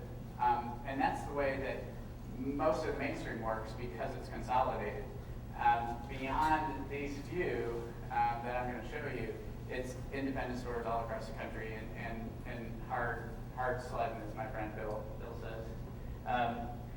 So also in national marketing strategies, they can reach their consumers in one strategy, whether it's retail catalogs or their merchandising or whatever. They can tell you, we're going to put your product at end cap number 1 in the children's section for this date. It goes up September 15th, it comes down October 14th, and this is what it will look like. It'll have this merchandising, it shows up in our catalog, it'll be part of this radio campaign, it's part of in-store play over here, we're going to recommend it to the customers over there. They put together all this marketing that ties to that buy, so it's an easy transaction. It can be expensive when you start adding up the cost of all that marketing, but it can also be effective in that they execute it as a national chain. It happens in 300 locations, and boom, hopefully your product's priced well and sells through. The next is regional chains. Some of the industry's best merchants, I think, are found in the regional chain group. These experts boast larger store footprints and great customer relationships because they're very focused on their customer. One of the difficulties that national chains have is they can be slow to move to regional opportunities. Mardell in Oklahoma City, Berean Christian Stores, Christian Supply, who's represented here, based here in Portland. Northwestern Stores, Minneapolis, Heaven and Earth, Richmond, Virginia, are examples of some of the industry's better regional chains and the retailing that they do. On to independent stores, still the majority of the sales, as I mentioned earlier. These outlets, they're entrepreneurs, typically very ministry focused, as is all of Christian retail. However, in an independent store, you feel it a lot more because a lot of these people are second generation. My mom and dad started the store. I'm now running the store. I mean, we're here because we're a light in the darkness in our community, and we're here for more than just selling product, making money. We're here really to serve the churches and serve the community. Some examples of some great independent stores across the country are Better Book Room, Anchor Room, Cedar Springs, Krieger Bookstores. There are many others that are just wonderful independent stores that are just very excellent retailers. And then the other thing about independent stores is there's a big variance. You can walk into a Christian bookstore where the owner operator has not been able to remodel their store for 5 years that they needed to. They haven't been able to make new product buys because they've got too much inventory tied up in old product buys that didn't work. Their staff training is terrible because their full-time person for 30 years just left and they've never been able to replace them. And the bank is pushing on them on their line of credit because of their financial situation, and their fixtures out of date. All these problems stack up. they, as local entrepreneurs, sometimes are slow to give up the dream, slow to give up the reason that they're there is the ministry of it, and so they'll hang on to what can become ineffective retailing too long. And it's sad but true. They're there saying, God hasn't told me to shut the doors yet. I'm going to hang on. I'm losing money every month, but I'm hoping it turns around and I'm praying for a miracle. And unfortunately for the consumers in that store, they come in looking for an assortment of product, a certain level of service, a well-lit merchandise store, and they don't find that, and then they lose heart in Christian retail. So it's a difficult situation, but you do see it happen. And I bring it up just to say the difference in excellent merchandising and excellent merchants in Christian retail is a wide variance. You have some locations that are just absolutely beautiful. They'll knock out the best looking, major chain store from the general market that they ever built, and they'll provide a level of service that's just unbelievable. And you have some that are really struggling. It's because they're hurting financially. It's because it's a tough model. It's one of those, man, bless your heart, but let it go, and it's time to move on. Marketing groups. These guys, they're retail, I call them retail support organizations. They're out there to serve both the retail and the vendor community by making retailers better. And the good ones are focused on really providing a level of a variety of services that help their retailers in even their managing their financial business. But their big drivers direct mail catalogs. Some examples: Parable Group, Munch Group, Covenant Group, and Logos Bookstores. And I have these on a breakdown too, so you can kind of see the impact, number of stores and locations and percentage of market and all that. One thing that I just mentioned at this point, in general, Christian retailers are great remarketers. They're great at bringing customers back into their store. They're not very good prospect marketers. They're not very good at finding new customers and bringing them into their stores. And my observation of that over the years, the conclusion that I draw is that based on the trust level, which I'm going to talk about this afternoon, and later this afternoon when I talk, or it's right after dinner, based on the trust level, the avenue of remarketing has opened up to a Christian retail store probably, more like prematurely compared to the rest of the market. The rest of the market, you see loyalty cards and all these things in really a lot of retail channels, places that you go from quick serve restaurants to clothing or whatever. Christian retail for many, many years has been able to capture their customer information because of the trust level, where you may not have been comfortable 15 years ago giving your phone number to Radio Shack and they kept asking you for it. You were probably really comfortable giving that to your local Christian retail store because of the trust level that you had with them. So they are great remarketers. They know what their customers are buying. They do a good job of capturing their sales. In fact, the industry's leading chain family Christian stores currently captures 80% of the transactions. They capture customer data for 4 out of 5 people that walk into their doors and make a purchase. And that capture of information they use then to market, and it's remarketing to those customers. So they know how often you come, what you buy, and what to sell you. And they use that in their database marketing and in their national marketing campaigns. On the other side, prospect marketing is very expensive. To put together a national television campaign for a retail group is very, very expensive. For anything, television advertising is very expensive. Even national radio and print campaigns and all, billboard, outdoor advertising, you start to take these big, really big vehicles of marketing and add a few of those up, and it's expensive. It's very expensive. Also, the real estate that Christian retail stores typically fall into is not the tier 1 real estate, so they're harder to find. They just haven't been able to afford the best location in town, so they're one street off. Here's the hottest corner. It's the next corner over that your Christian retail store typically is on. And so prospect marketing is difficult for Christian retail, but remarketing, bringing customers back into the stores, they're excellent at. They really do. They know who their customers are and they bring back in. So the industry is built around remarketing, meaning that the product producers know that and they utilize those. And the marketing groups therefore exist because they're able to provide, they're aggregators of promotion and marketing. They're able to provide a service to the local retail store. If I own this store and I want to reach my customers, and all of my product vendors come in and they sell me something, I may not be able to afford to go out and produce a product catalog, a flyer, or a catalog to go to my customer's home on my own, because the expense of getting samples of all those products, taking pictures of it, laying it out, working with a design firm, printing out my catalogs and all of that, I can go to a marketing group and become a member of the Parable Group, the Munch Group, and if I can't afford to do the marketing on my own, I become a member, and they provide those as turnkey solutions. So they go to all the vendors, and they create a national catalog, and then I just say, hey, my list is 50,000 for this X catalog.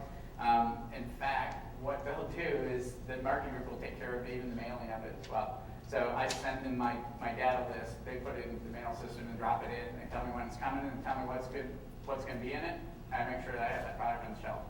So the marketing groups can be very effective at getting product on the shelf because they're used as an advertising vehicle to bring people in the store.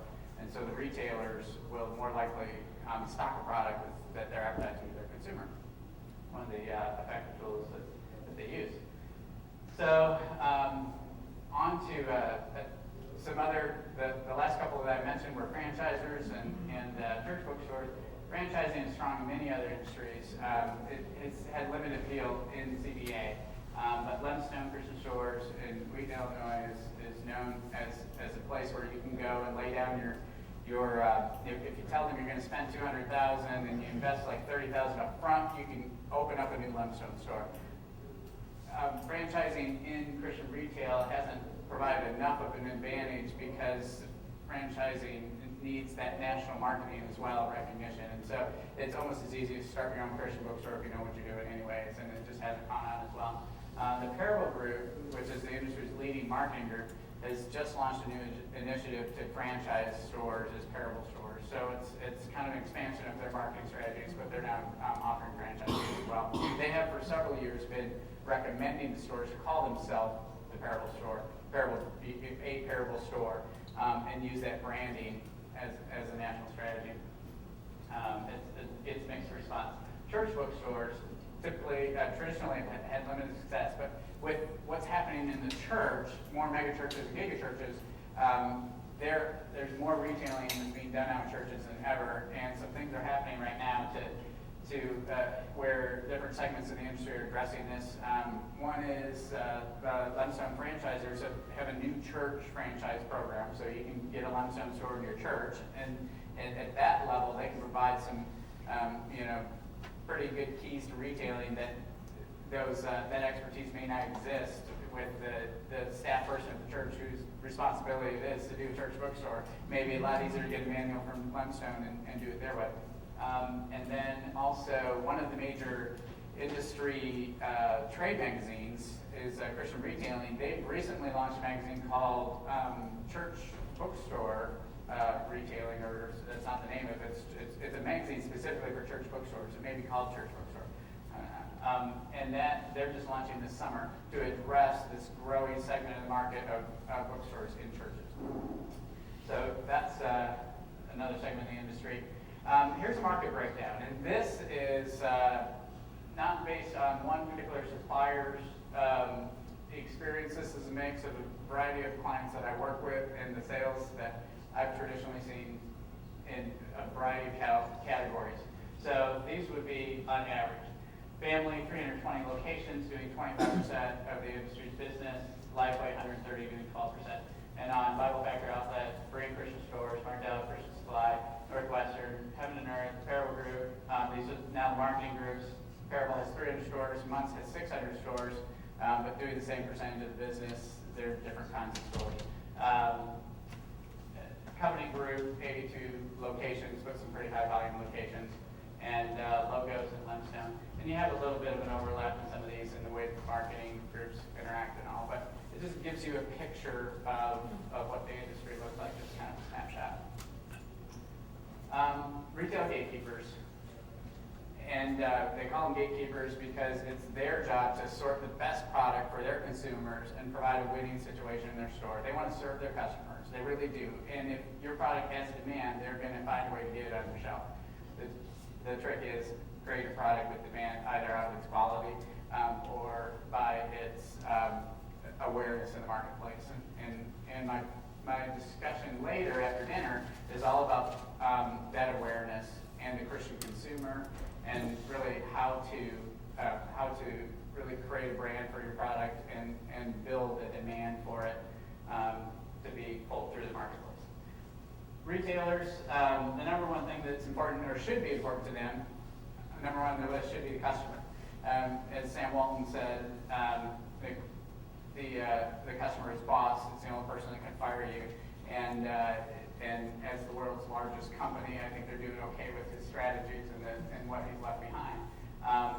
The number one thing for a Christian bookstore is gross margin dollars. This is what drives them. This is what drives profitability of a Christian bookstore. We talk about percentages. I showed you a percentage earlier of what percent you make on a product category as a retailer.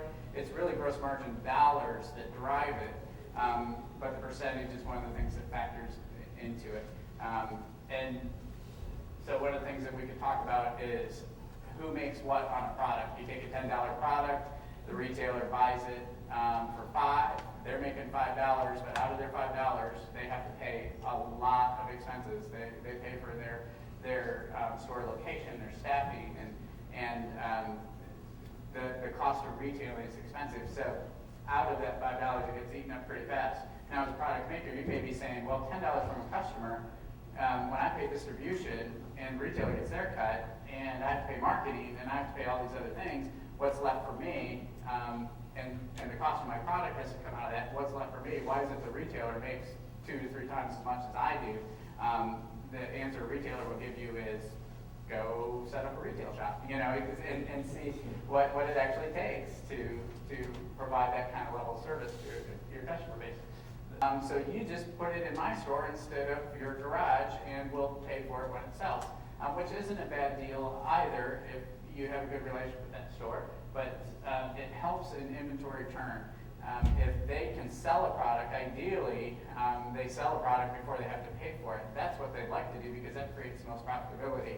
If you pay for a product in 90 days and you sell it in less than 90 days, then you're in a pretty good situation. So retail would like to turn their inventory more than 4 times a year and pay for their product in 90 days. And then their inventory works for them instead of working against them.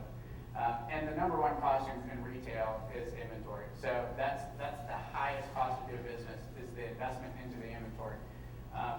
And then controlling expenses.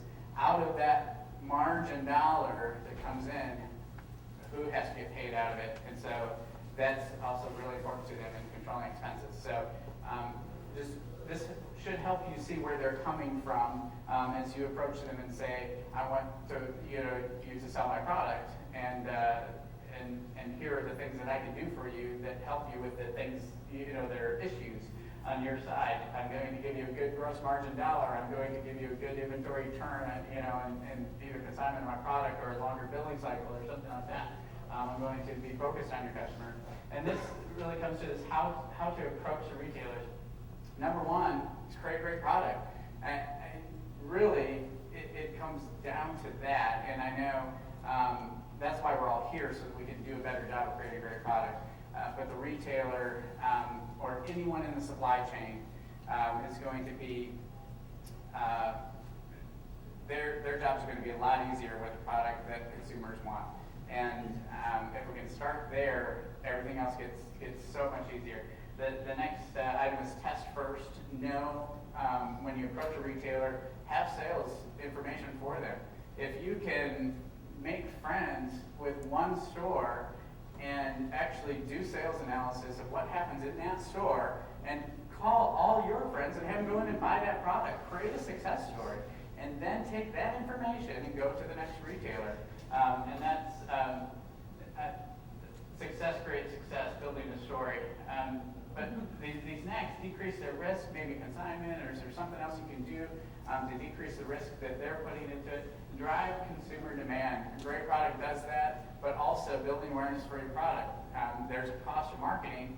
When you create marketing and awareness in a marketplace, send them to the place that has your product. So wherever you get your product on the shelf, when you advertise, let them know where they can find it. And retail is not as sensitive as they used to be to your direct sales. I mean, if you're making a product, you don't have a website, then just stop right now. I mean, you should have a direct relationship with your customer, at least on an information exchange level, and hopefully you're selling to them direct as well. So include that as an option, but drive people to retail. Drive your customers to the place that product sits. And just think of it this way. Wherever your product is, if you've made a money exchange with a retail location and it's sitting somewhere on a shelf, it's not sold.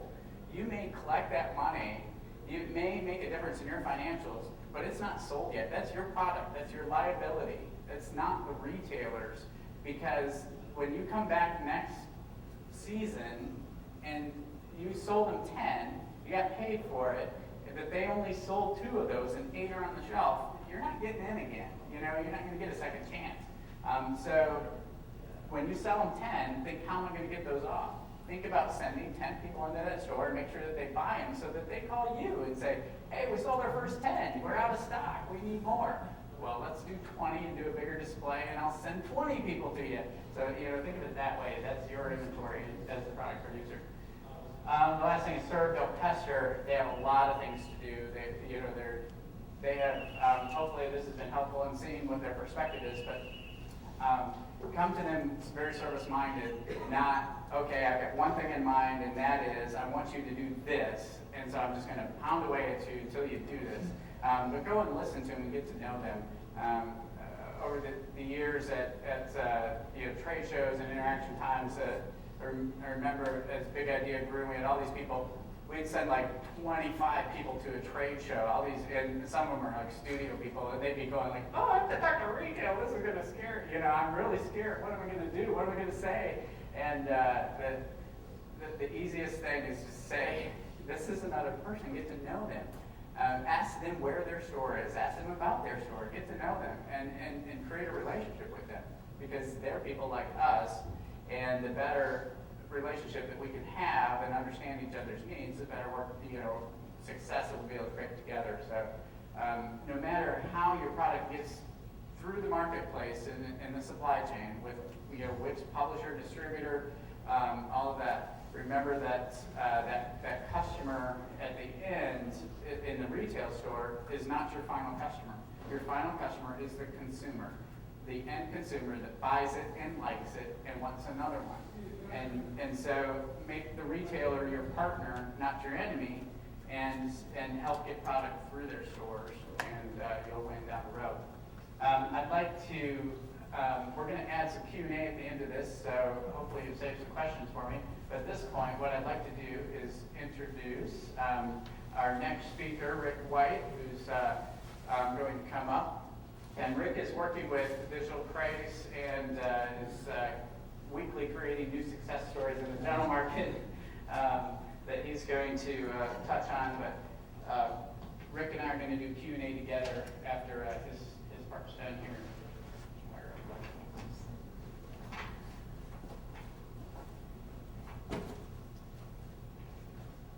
Thanks, Bob. It's a tough act to follow. I'm going to look forward to working with Bob in the future because he knows what he's doing. He's been there. He knows the channels he's serving. He knows the customers. He knows you guys. What I hope to talk about is more mainstream channels. A lot of the same terms, terminologies, mechanisms apply in mainstream.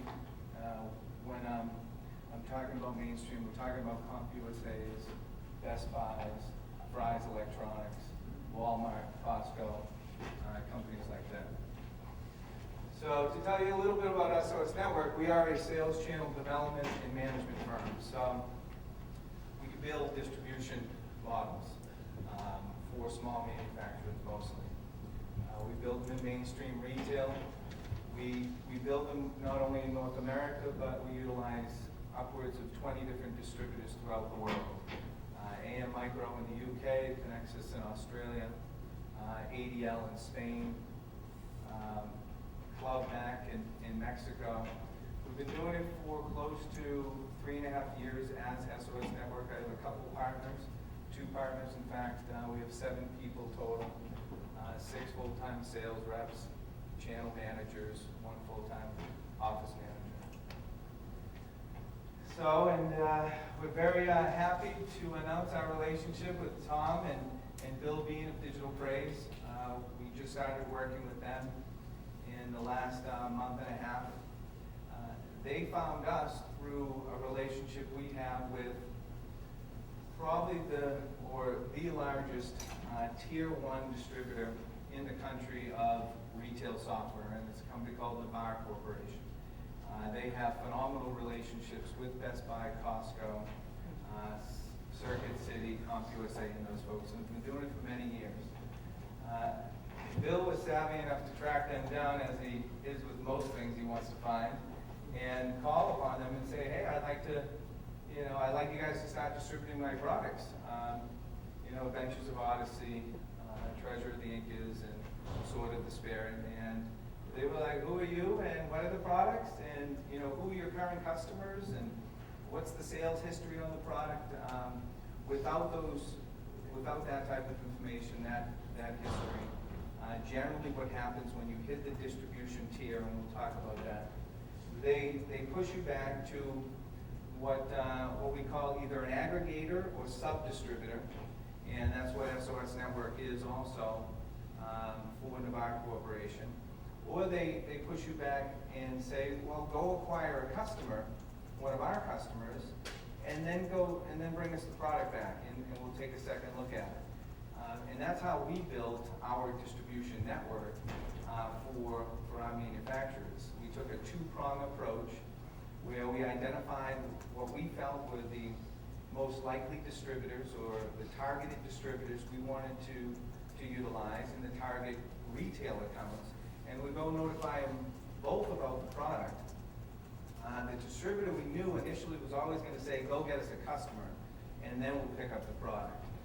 So we focused heavily on the retail channel, acquiring some customers. Every time we got a win, we brought them back to the distributor, said, hey, Fry's Electronics just picked up the product, or CompUSA or Best Buy. Now do you want to distribute it? And we played back and forth until we were strong enough to build what they call an aggregation or sub-distributor relationship with Navarre.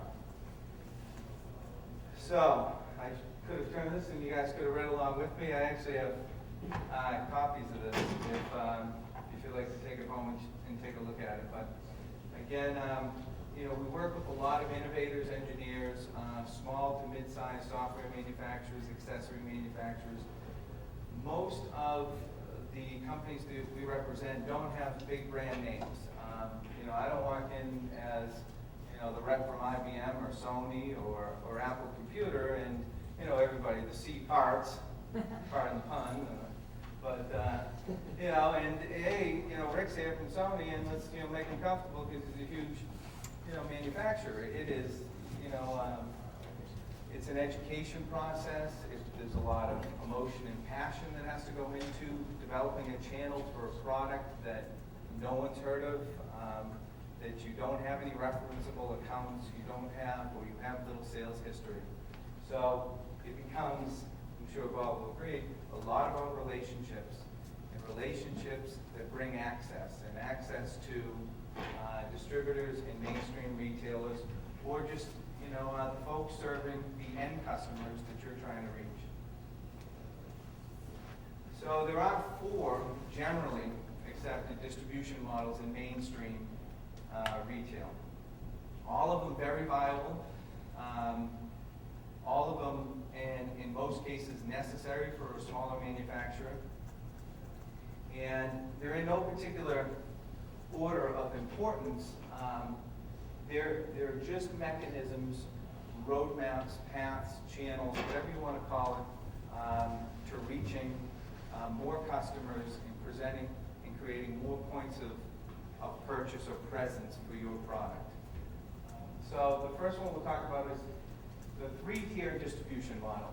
And most people know two-tier, some people talk about one-tier, but three-tier is something that's new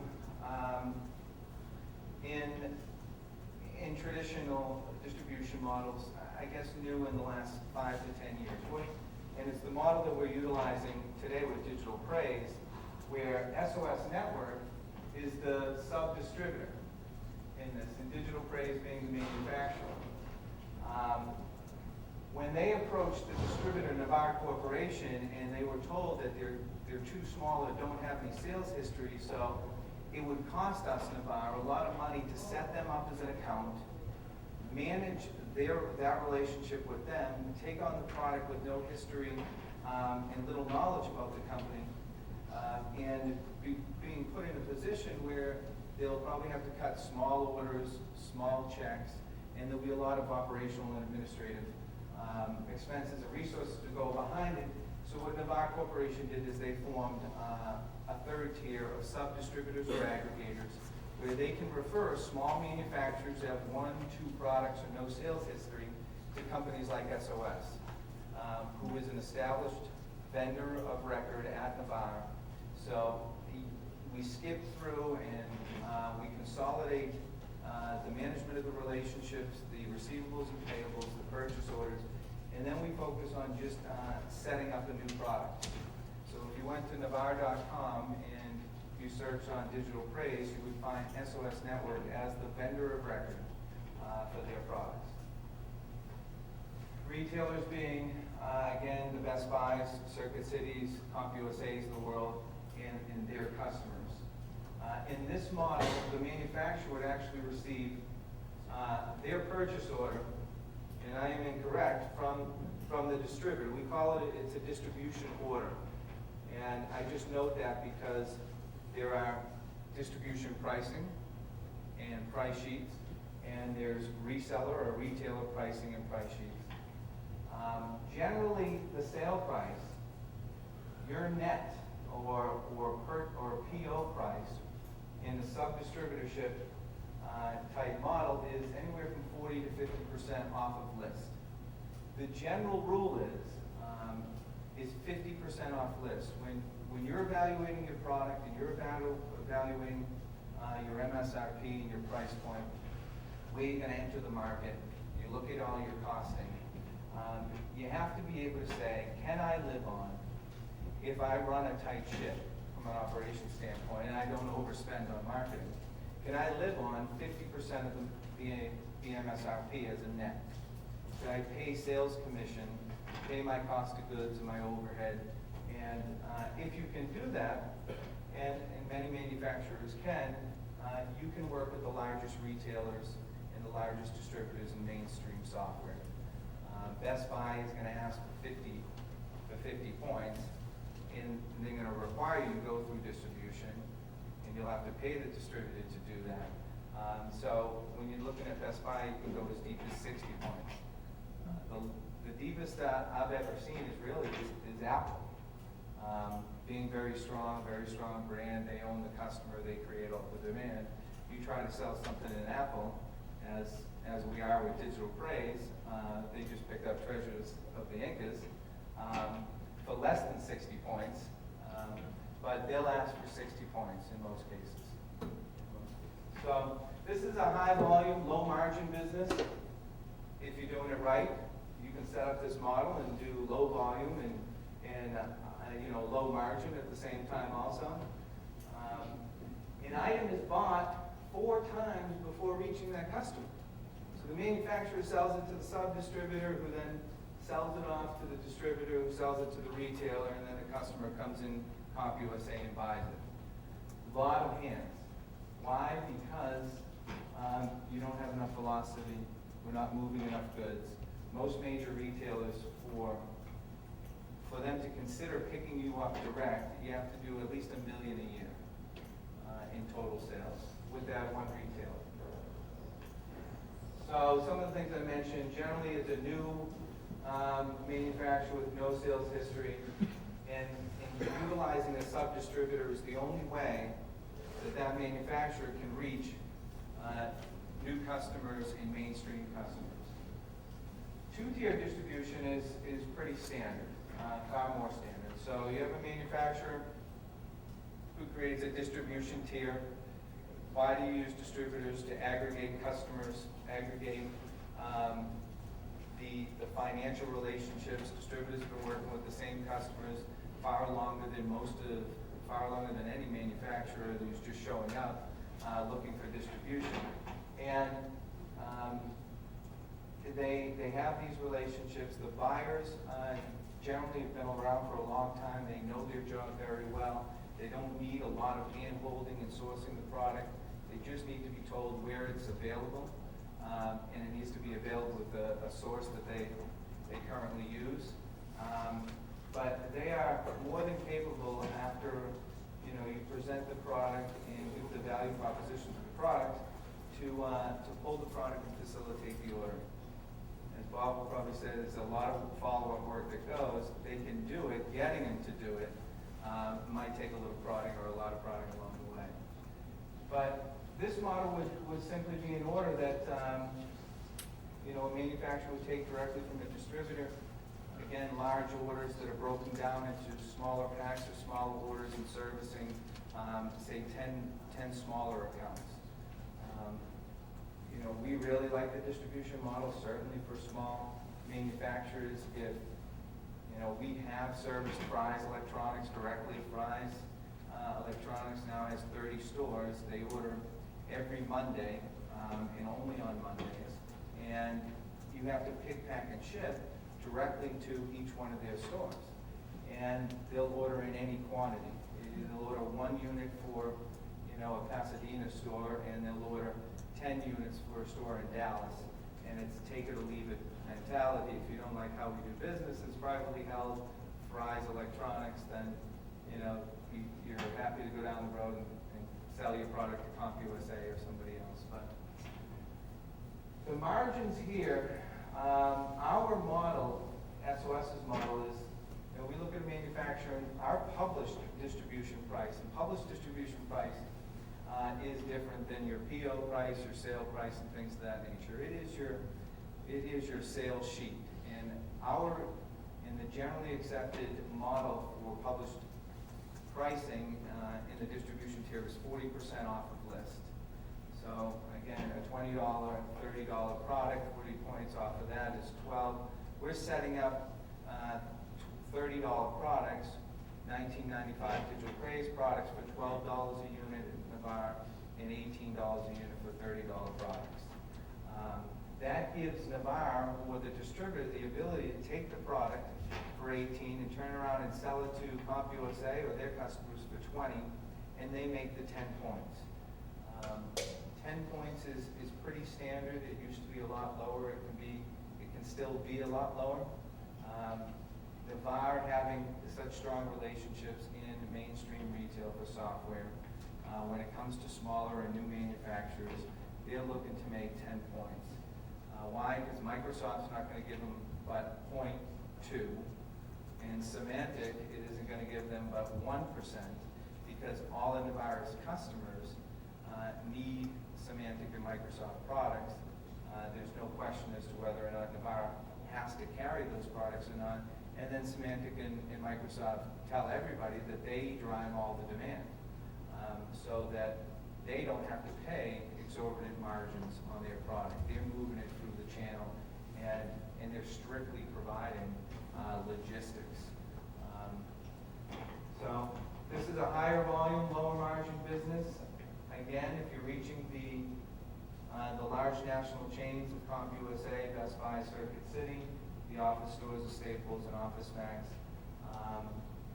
the items bought and sold 3 times before reaching the consumer.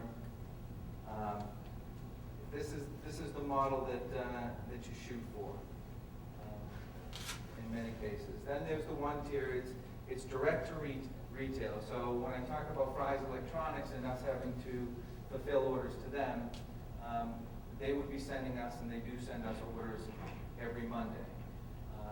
So it's a 1-tier distribution model is again servicing or selling direct to the retailers. It's a lot of what you'll see in the Christian distribution models for the independents.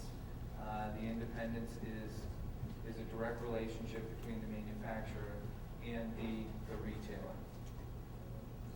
So this is, you're looking at margins of 30 to 40%. A lot of cases, our published retailer price is 30% off the list. I mentioned our standard published pricing for distributors is 40 off the list. For resellers or retailers, it's 30 off the list. It's published, meaning you don't have to qualify the customer to send the pricing out. You could make that pricing public. Any larger or more savvy retailer or distributor will look at your published price and immediately go to their business model.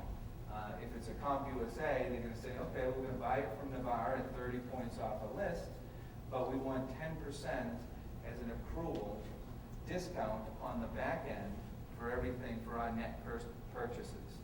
So if they're buying $5,000 worth of product a month or returning $1,000, they're netting $4,000 every month. They're going to want to take an additional $400 or 10% of their net purchases for the previous month as a marketing accrual. And they build all kinds of little mechanisms in there and mainstream retail to acquire new margin, more margin. It's they'll put the margin on the front and then they'll talk about margin on the back, and you just kind of have to keep ping-ponging with them and know what your minimum level pricing is. And in most cases, minimum level pricing is 50% with or without a distributor involved and with a national chain. And they just take the margin different ways. Best Buy takes all 50 points up front. They don't want to manage any accruals on the back. CompUSA will take 30 on the front and 10 to 15 on the back. And then no-tier distribution is manufacturers selling through their website direct to consumer. Definitely, as Bob had mentioned, first place to start as a small manufacturer. I don't know how many folks here actually have finished goods or goods that are in retail or selling. By show of hands, how many folks are selling today? How many folks have a channel utilizing partners, retailers, or distributors? Anybody selling outside of the Christian channel? What are you utilizing distributors, Tim? A few, most of consignment. What type of product is it? It's a PC game. A PC game. What would you say about the pricing model? Do you see a similar model, 40% off the list for distributors, 30% off the list? Right, yeah, the one system I'm in basically gets 55%. Right. You have to ship the product, you have to pay freight. Some of the other models, like if I'm working with a local store, they're nice, they only take 40%. Right. So it just varies, it's all the math. Right. And a lot of folks, will come, and a lot of new manufacturers that I'll talk to, they'll come out, they'll talk about wholesale pricing, which is really, or the same thing as our distribution pricing. And they'll look at only publishing one wholesale price, and their intent is it's for both distributors and resellers or retailers. They haven't differentiated really from those, and then they'll offer 50%. You may always get to 50% with every customer, but I would recommend publishing 30 and 40 off the list. And if the higher the price item is, the more you can shrink that margin. If it's a $100 item, I would look in the range of 35 off the list for a distributor, and still giving or incenting the retailer with the 30%. And you start with those numbers because you can publish them to anywhere, and you don't want to give away too much too early. And you also know that they're going to hit you for something. Either it's cash up front and marketing development funds, or it's back end, or this, that, and the other thing. So start at 30 off the list for a retailer. And does everybody understand, the difference truly, between distributors and retailers? who they service, right? Retailers, resellers, consumers. That's a B2C business. And distributors are a B2B business. They're selling to the retailers, right? So they're always going to come back for more, and the more successful the product is, the more support they'll put behind it, which will also lead to them asking for more dollars, for more end caps or things of that nature. And really for small manufacturers, marketing as opposed to sales and marketing expenses is the biggest area, I would say, that you have to be cautious on where you spend your money. Certainly, when developing your mainstream distribution channel, in going out there and working with these distributors and going out there and presenting your products to the retailers, you really want to cover the marketing dollars. They're all going to ask for it. It hedges their risk in bringing in your product, but it is the fastest way to run out of money, not have enough to finish the race. Persistence and longevity will have a lot to do with your success for most products and in most cases in starting out as a small manufacturer in mainstream retail. So I think that is it. What questions do y'all have? Well, moving for you, the small independent bookstore chains, Yep. how many of them are selling out? We just lost Evangel up in Washington, July, Mm-hmm. the month I was looking my game into Evangel, November. So that killed that deal right there. A lot of them going that way. And a great retailer up there, Steve Adams. Yeah. A lot have. It's several years ago when family moved from less than 200 stores to over 300. They went through a few years of some heavy acquisitions where they were out there buying a lot of stores. Most of the acquisitions happening today are not driven by a larger retailer who's just out looking for other stores, but it's independent, just 1 and 2 and 3 stores who have come to the end of their retailing career and they're looking to sell their store. So they are not finding buyers in their local market to come be an independent retail store, and so they're going out to a Family or a Lifeway or something like that. Another group of stores that went down about a year ago, sold out, was Moody stores in Chicago, and then Indianapolis location as well. And they had some wonderful, they had like 3 locations, really good stores there too. I know Evangel is a great retailer, but it's really slowed down. And the other option, if you can't find a buyer, is just shutting your doors. So in one way, at least Lifeway comes in and opens up that store, or keeps it open, and retailing is still happening. We're getting through the life of this forever. Yes, yeah, in the chains, it's much harder to get into those buyers, and that's where an aggregator comes in, a distributor or a publisher. So, question back here? Yeah, he was talking about distribution and what you sell your product to, being the developer / manufacturer, what you sell your product to distributors for, and you said about 50% or 40% off of retail. Have you come across a model where you're selling them to for less than that plus a percentage of net sales? Because I probably did confuse it just a bit, then the reality of the practical matter is that it's in the range of 40 to 50 in published pricing. The PO pricing is 40 off a list, is our model. And do I find that they're taking a percentage of the revenues in sales through their margin, and really, I see them asking for more margin, but nothing more than that, really.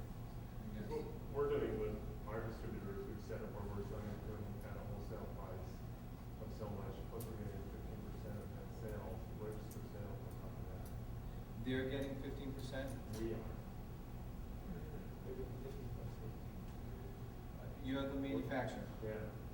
and what's your price to the distributor? $10.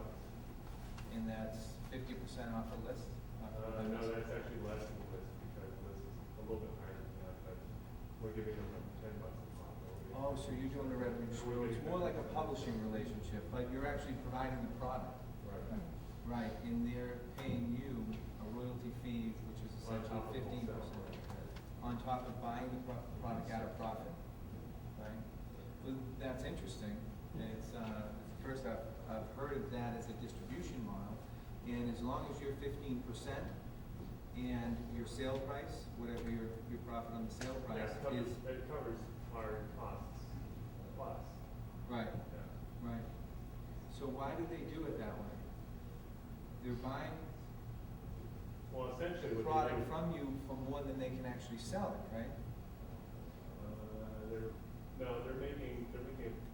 They're doubling the cost of it they're doubling what they're paying obviously to their retailers. The retailers are doubling that for retail sales, but the retail price is It's 39.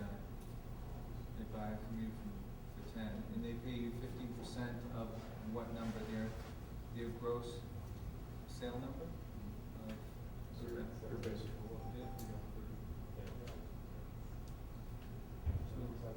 Very creative. Yeah. Well, you know what they did was they came to us because we're going to be selling product too, possibly off our website, and they said we want 50% of your net sales. So we said to them, that's fine. We want 50% of your net sales. So they said, well, okay. Right. And is this in the Christian channel? Yep. So, who's taking the turns? They will be. So you're not taking your turns, so. Do they warehouse all your product, or do you They make? will be, yes. Yeah. So that's, Except for what we sell directly. yeah. One thing I wasn't clear, and this is kind of a question for you individually, is what relationship do you take in actually assisting with, I don't use more of a consultant anymore, rep from / distribution, in terms of actually doing the physical sales work, or do you expect that to come from the manufacturer having reps in place that are actually doing that? If we prefer, the core of our business, and we started as manufacturer reps, so, we have the relationships, we do the sales work, we go to the events, and we make the presentations and call on the buyers for the product. In becoming a sub-distributor for Navarre only and an aggregator for them, we are approached by manufacturers who have their own sales team and reps, and only would like to utilize us to provide access to Navarre. And in those cases, that's what we'll do. We'll just give them the administrative and operational support in order for them to facilitate their transactions, both marketing and purchase orders and returns, invoicing and collections through Navarre. So that seems like to make a decent value proposition if you're in terms of managing the markets, that you're actually managing the relationships with the buyers as well as being an aggregator to the distributor. Absolutely, absolutely. Are you seeing in channels that you're in, the merchandising, we used to use internal jobbers at what was Central and Universal, where we could have basically guys that would be on the street at every retail store, getting the product out of the back room onto the shelf, putting the shelf toppers and caps and everything in play. Is that still a model that's out there? Is there enough market for that? Yeah, it's, I'm not in the market. yeah, we call them detailers. Detailers. Yeah, and, there are third-party firms. The best one that I know is a company called Channel Partners. And for $18 a store, Fry's Electronics, they're gonna go in there in the first week of August, and they're gonna check all of SOS's SKUs. See what's there, what's not there, clean them all up, make sure they're on right peg hooks and things of that nature. If anything's damaged, pull it out, make sure they send it back. But it's an underserved market. There's another, It was the biggest strategic advantage we had over EA and Reston is that we actually were able to deliver to the consumer, usually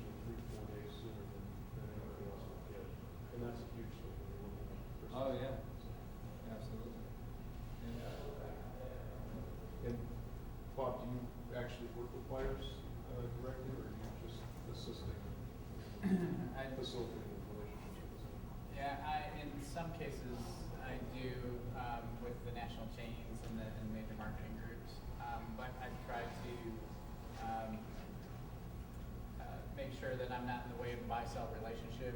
And so connecting a manufacturer to the right distributor, marrying that up, and then letting that distributor serve the retailer well, where it's a strategic advantage for me to come in and add, my 2 cents. I will help facilitate things and work that relationship along until it's formed. In some cases, I do. In the case of Scholastic, I'm in there actually making the sell. So it varies client to client and what I do. How many folks have products coming out that haven't been released? Okay. First time products. What are you gonna do? We're What's an the- online publisher, so You're a publisher? we're a premier online publisher, so Yeah. we're mainly using online distribution. Anybody planning to go mainstream? And the reason I'm asking is everybody, okay? Because, Bob talks about, and I haven't looked at the Christian market, not nearly as much as Bob has been in it. But, we understand waves and curves and momentums and things of that nature. We had the NASDAQ, the financial boom and bust, and we had the dot-com days. We're sitting on the real estate, and I'm not professing to know anything, or study the stuff, but these are just personal feelings. But looking at the Christian market, with the explosion of music, it does follow. It does follow in the gaming market. It does follow in other emotional categories. Entertain music, drives emotions. Gaming to me sounds like it would be a very nice horizontal move, and that I think we're learning a lot in working with Digital Praise, and we're seeing firsthand what the buyers' responses are. And I can tell you, it's things you guys already know, being in the Christian community and seeing, regular schmoes like me all the time. But some folks, when we bring them Digital Praises products, you can see the excitement inside them, but they're around, secular people. And they might, but I get nudged. Hey, my kids would really like that, Rick. Make sure you leave me a couple samples. And these are, yeah, no, for real. And these are, CFOs of Navarre Corporation and folks like that. There are folks that look at the product, and say, focus on the family. This Christian, and I sit there and don't say a word, and just wait for them to process and see where they're going to go with it. And then, for instance, with Fry's Electronics, it was, okay, we'll take them both. And then you go work through the deal, There were other folks that looked at it. CompUSA initially looked at it, and they took more of a market analysis approach to the product. And what I mean is, they looked at their gaming category in general, and they said the gaming category isn't overwhelming, although this is very interesting. Rick, and you brought us nice things in the past. Why don't we wait and we'll see what happens at Interchange? And Interchange is a big event that we're going to be going to in August, 9th and 14th. But I think it would be interesting, and from SOS's perspective, we work in niche channels. We got our start in the Apple channel with iPods. iPods have been the biggest boom in the last in the channel in the last 3 years, with Steve Jobs and Apple driving all the demand. We've seen very small companies, all ride the big elephant. There's many birds out there riding the iPod wave, and I'm assuming and think that similar things going to happen and is happening manufacturing community, and that if you guys work together and people have similar products or products that are coming out at similar times, it would behoove you to work together and bring these products out. We have one, Christian manufacturing relationship today, SOS does, and we're out there presenting it.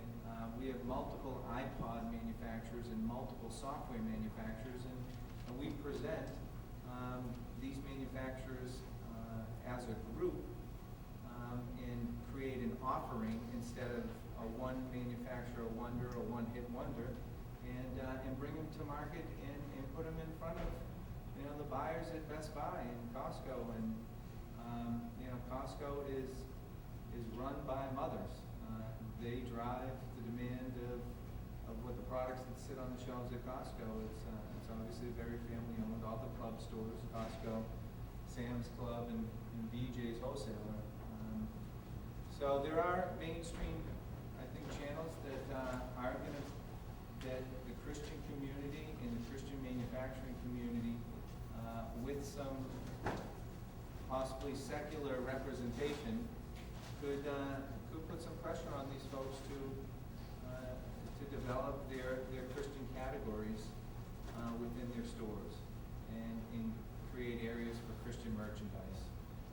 It's all about merchandising. It's all about the package, look and feel, and it's always the manufacturer's responsibility to create end user demand. So the channel itself is very reactive. In your 2-tier and 3-tier models, where would a publisher fit into that? A publisher is generally the manufacturer of record. And I guess that the question too, as a developer, as you go through a approach, how many points are you looking at? Then it's almost a 4-tier then from a developer's perspective, I suppose. Yeah, it's, if you think about it, there's OEM manufacturers.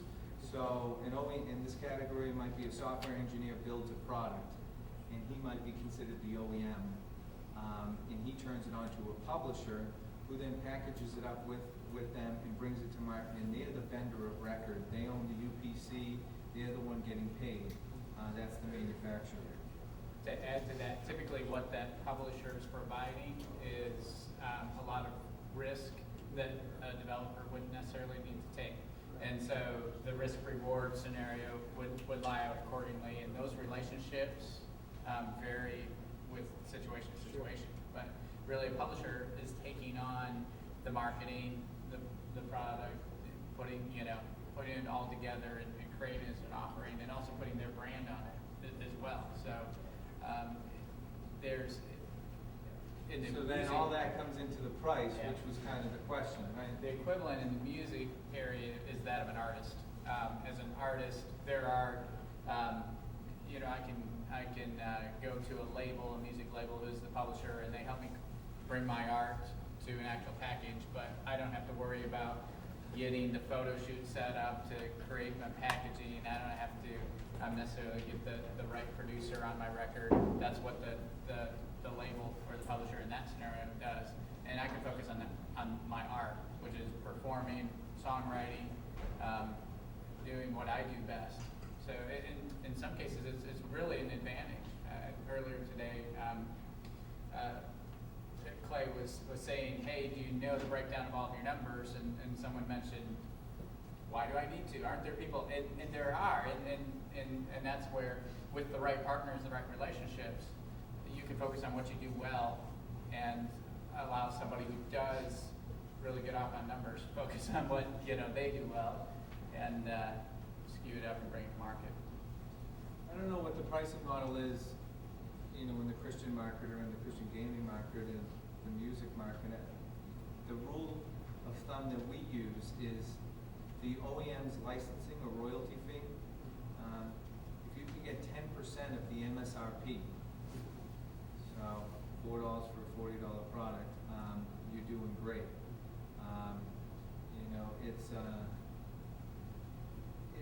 And they'll buy technology for more than that. But if it's a Me Too product and things of that nature, you can be looking as low as 40 cents a unit, and they handle everything and they pay you on sales. One other thing Bob had mentioned about consignment. We are ahead of the curve in the mainstream channel. Software, retail software in the mainstream channel is consignment. Best Buy, Apple, CompUSA, Circuit City, all these folks provide through EDI, or just automated emails, sell-through. And they can give you sell-through on a weekly basis. Anybody who's a retailer that can give you sell-through on a weekly basis can also demand of you consignment. Because they have the visibility for how many people picked up your product and have checked out and paid for it. And really, again, it's that consumer. It's the consumer that dictates success and leverage in the channel. If consumers are buying the product, the leverage starts to shift slowly and then more quickly, depending on how high the buying goes, back to the manufacturer. If it's a struggle every day or every month to get the product moving off the shelf, then the retailer and distributors always hold all the leverage. So what's your range of return?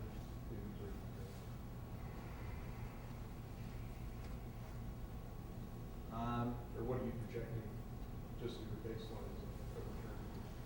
I would say like a Fry's Electronics, little or nothing. You have a very good relationship. They'll leave stuff on the shelf there for 6, 8, 9 months and just sell it all down and not bother with returning it. Best Buy, I would say 50%. 50% of the manufacturers that we roll out into Best Buy, and they need a specific box at Best Buy. It's a mini box, not the mass merchant box. Office Depot, Best Buy, Future Shop, Best Buy Canada, in Canada also use the special box. But I would say 50% of them, although 100% break even on the investment because they're there for 10 weeks and they sell 1,000 units, so at least they recoup the money that they spent in building the special boxes. But 50% of them won't survive. They won't survive generally because they don't meet the minimum sell-through requirements at the major retailers. The folks, again, who can monitor sell-through on a weekly basis, they look at it on a weekly basis. And if you're doing 50 units or less in sell-through a week at CompUSA, and they're probably the most lenient, the requirement's much higher at Best Buy, Office Depot, Staples, but if you're doing 50 and you only have 1 unit in there, be close, be by the phone, because you're gonna get a call and someone's gonna ask you for an RMA number for the rest of it. But you can do 50 units if you have 6 SKUs in there. Generally speaking, you've got to be doing at least with 1 SKU 100 units or more a week at CompUSA. Best Buy, 200, 250 units a week. They have 660 stores. CompUSA has 200 and nearly 40 now. Fry's, 30 stores.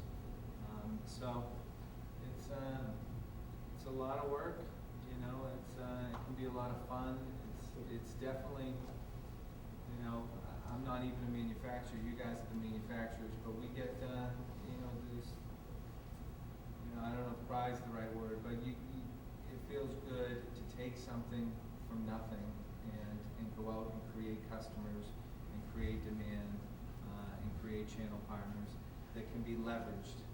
If you do it right, and if you're gonna take on building channels and acquiring channel partners, do it in a way that your plan is to leverage these partners and relationships. It is an investment for the future. So you're building roads to then drive more products through at your own pace and into your own categories. I got one other question. I know that Target and some other stores don't take returns on software, PC and Mac software. Is that pretty typical for all the stores on open software, or do some of the stores actually take back returns on open software? You're correct. In most cases, if you bring back an open piece of software, they're going to do everything they can to send you back to the manufacturer.